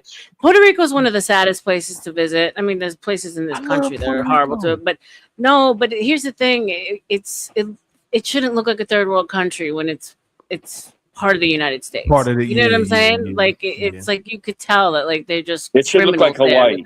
It should look like Hawaii, exactly. Okay, that's fair. That is very And fair. I love Puerto Rico. I mean, I'm Puerto Rican. I went like at least 2 or 3 times a year for work, and I was just so disappointed with like they don't maintain the roads. Their electricity goes out at anything, and it's expensive. You know, I know they don't have the Hey. taxes, but Hey, RLM, my uncle picked me up from the airport when I first went down there, and we ride. And I called I don't know how. I probably landed at 10:30 or some shit, right? So we drive into his crib, and the light's red, and he just. I'm like, all right, well maybe he fucked up. I ain't tripping. And then we get to the next red light. He just. I'm like, hold on. I'm like, why you keep running through the red lights? He said, after 10, you don't stop at red lights. I said, where am I at? Because we was in Aguadilla. We wasn't in San Aguadilla. Juan. Yeah, you were in. Yeah. Mm-hmm. We was on the block. You know what I'm saying? So Nice. that shit was fun as hell. But see, I love that. I don't want to go to touristy shit. I want to go to the population. Yeah, like we was in the hood. We went to this little they had a cock ring, pause. They had like a little with a little roosters and shit be fighting. What? We had to knock 3 times, kick 4, call Sarah, and pray real quick before we got in there. You know what I'm saying? And then my Puerto Ricans uncle, are wild. man, we walked in there, they see my uncle, and they was like, he cool. Like they pointed at me like, I'm like, yeah, you know, shit, what you mean? You know, all right, cool. I came back there. I seen all that shit. Boy, they was All the like, way up to like 1999 or 2002, it was legal to do the rooster fighting over there across. I was on the border of Arizona, California. Over in Arizona, they had rooster fights every weekend. yeah, You know, and I guess they're illegal everywhere now in the States now, but yeah, it was crazy stuff. yeah. You know, fighting those It was roosters. exciting. It was exciting. I never, you know what? Even in the States, I ain't never seen like pit bull fights. You know, I Neither have I. couldn't watch that shit. I wouldn't watch it. That's not no shit No. I'm gonna watch. It's That bad shit enough is seeing chicken. I never, all the years I lived there, born and raised, I never went and watched. Just didn't interest me to watch two chickens fight to the death. They put the weapons on their spurs. You know that, right? No, Yeah, didn't know that. they type like long knives on their spurs, and that's how they get in there and get killed. You're not going to kill them just with normal chicken That's fighting. savage. Yeah, Yep. they'll put like 1/4 inch like blades. And Yes. if you've ever been in the military and you know what a John Wayne tool is, it's a can opener, and they will put it. And it's like a little handle. It's like a little tin handle with this sharp blade that swivels out of it that you use to open your cans Yeah, and we call stuff. them P-38s. Exactly. We call them, in the Marine Corps, we call them a John Wayne, right? Right. So, but people have like one hand-to-hand combat fights With those things. with that little dangerous sucker. So they put something that is very similar to that on an The chicken ankle spur. bracelet that they put on the rooster. So he has this. Not only does he have his own talons, he has this thing that is even more vicious than his talons on the back of his ankle. And Razor sharp. the way they fight is they post up on their ass and they slash out with their feet. Oh my God. Like you know, if you have a cat where a cat will pull your arm in with its front paws, Yeah. and then it will go after you with its back paws. Oh Its yeah, back when they're feet. mad at you. Yeah, I know what you're talking Yeah, about. yeah, that's basically how roosters fight. Is they post up on their butt and they come at you with those feet.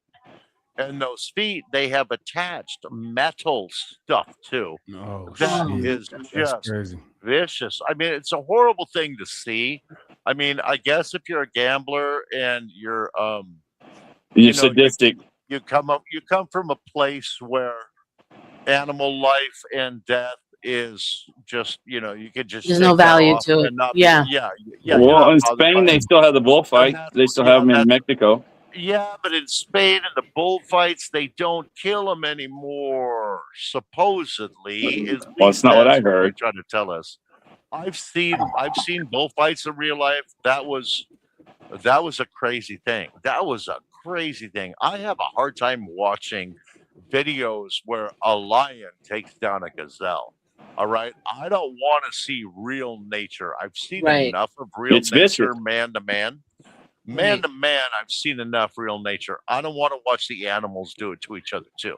Same. So, yeah. So, I mean, that stuff kind of affects me, and I backed away from it a little bit. And I'm sorry for interrupting everything. No, keep on. My Your bad. story's Nah, you interesting. good, buddy. My bad. But no, the watching they call it cockfighting. I've seen it. When I Okay. was in the Marine Corps, one of the big things to do was to go south of the border because that was one of the places we could go and drink when we weren't 21 yet. Because if we got caught drunk or drinking under the age of 21 in my beloved Marine Corps, you were in trouble. So we would go down to Mexico to do it, and we would like drink it off and stagger our ass home and get on a bus and get back to Camp Pendleton. You know, so that was just a thing. And sometimes you stumble into things like, oh, hey, you want to try to win some money? You want to gamble some money? You got 20 extra bucks on you. You put 20 bucks down on this bird, you might walk out with 150. Wow. So, of course, some of us Marines did that dumbass shit. And then the rest of us that didn't bet on it, we still stood around and watched. And we walked out going, oh, my Lord, that's bloody. That is some bloody, ugly stuff. The Yeah. dog fights, I saw one dog fight and I literally vomited. I'm like, I Oh no, I love dogs couldn't. too much. I love dogs too much. I couldn't do it. I couldn't stay through the whole thing. People Yeah. call me names. So like, oh, you fucking puss. I'm like, you know what, bro? I will trust my dog before I will trust you. No, If your you animal, weren't they in become Greenland, kids to us. I mean, you know. in Miami, they just recently pits just became legal again because the dog fighting was so bad. My friend had to like get like a fake ID for her pit, and she had it like listed as an American bull because the neighbors were trying to get it euthanized because they weren't allowed. I mean, and this pit is like a we still have pussycat, zip but codes. like We you still were have not Yeah, but allowed they to have it. still got a bite that won't release if they get angry. Right, and we have zip codes and neighborhoods here where I live, and also I know of in Washington and Southern California, and like HOAs. If you happen to live in a place with an HOA, most HOAs will not allow you to have a dog that has any pity in it. Right. Wow, not And I was even gonna any tell you pit right in quick. it. Yeah. No When DNA. I grew up about 75 miles straight line to Mexico. If you drive straight line, and on Saturdays we get the TV from there, Mexicali, and we watch bullfights growing up on TV in America until I was like 13 years old, until they quit televising it in the States and said you can't televise it anymore. But I just grew up watching and not thinking it was a thing. You know, who cared? You know, that was wild. I went once when I was 6 years old. My mom was dating a guy that had a pilot's license and a small plane. And so while they were dating, we took a few trips, but our first trip was to Mexico, and we went down and we watched the bullfights in Tijuana. And I had never seen any. I was 5.5, maybe. It wasn't even quite 6. It was overwhelming to me, but the bull actually won one to the point to where somebody was carried off on a stretcher. Wow. You know, and I still didn't get it. To me, it was a game. I didn't understand. I didn't comprehend. All right. Hey, let me say something right quick. I'm gonna say goodbye to everybody. Thank you for letting me on your show. Snowfire and Red Pill. Nice meeting you again. Yeah. And Snowfire, you drive safely. Thank And the you rest for of you. extension, Harmon. I'm actually going to be ending it, you guys. I extended it the hour that Harmon paid for. Thank you, Rock, for coming up. I always appreciate your insight. Much love, Always Red. welcome. And Red Pill, you know this is your Always. home, just like everybody else. Shout out to the chat. You guys were with me through Fatty, the whole insanity, and you spent the night with me. Love you guys.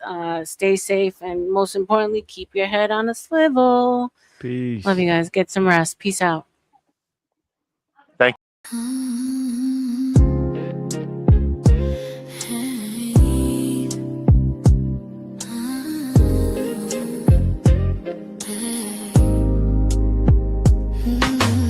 Late night glow from the studio light, silk voice drifting through the midnight. When she walks in, every head turns slow. Beauty in the room, but the mind steals the show. Conspiracies whisper through the mic tone. Psychology breaking down the unknown. Politics, love, and mythology. Every page turning curiosity. Open up the book of RML. Every secret gotta look again. Late night minds when the truth begins. Turn the page in the book of RML. Yeah, they watch what they listen to. Every chapter got a different view. From the heart to the mind within. Turn the page in the book of RML. Classy aura, but the tension's deep. Questions that keep the whole world from sleep. Religion, love, what the truth might be. Every story got a mystery. Eyes on her, but the mind pulls in. Every word like a velvet wind. When the night gets quiet again, they come back to the page within.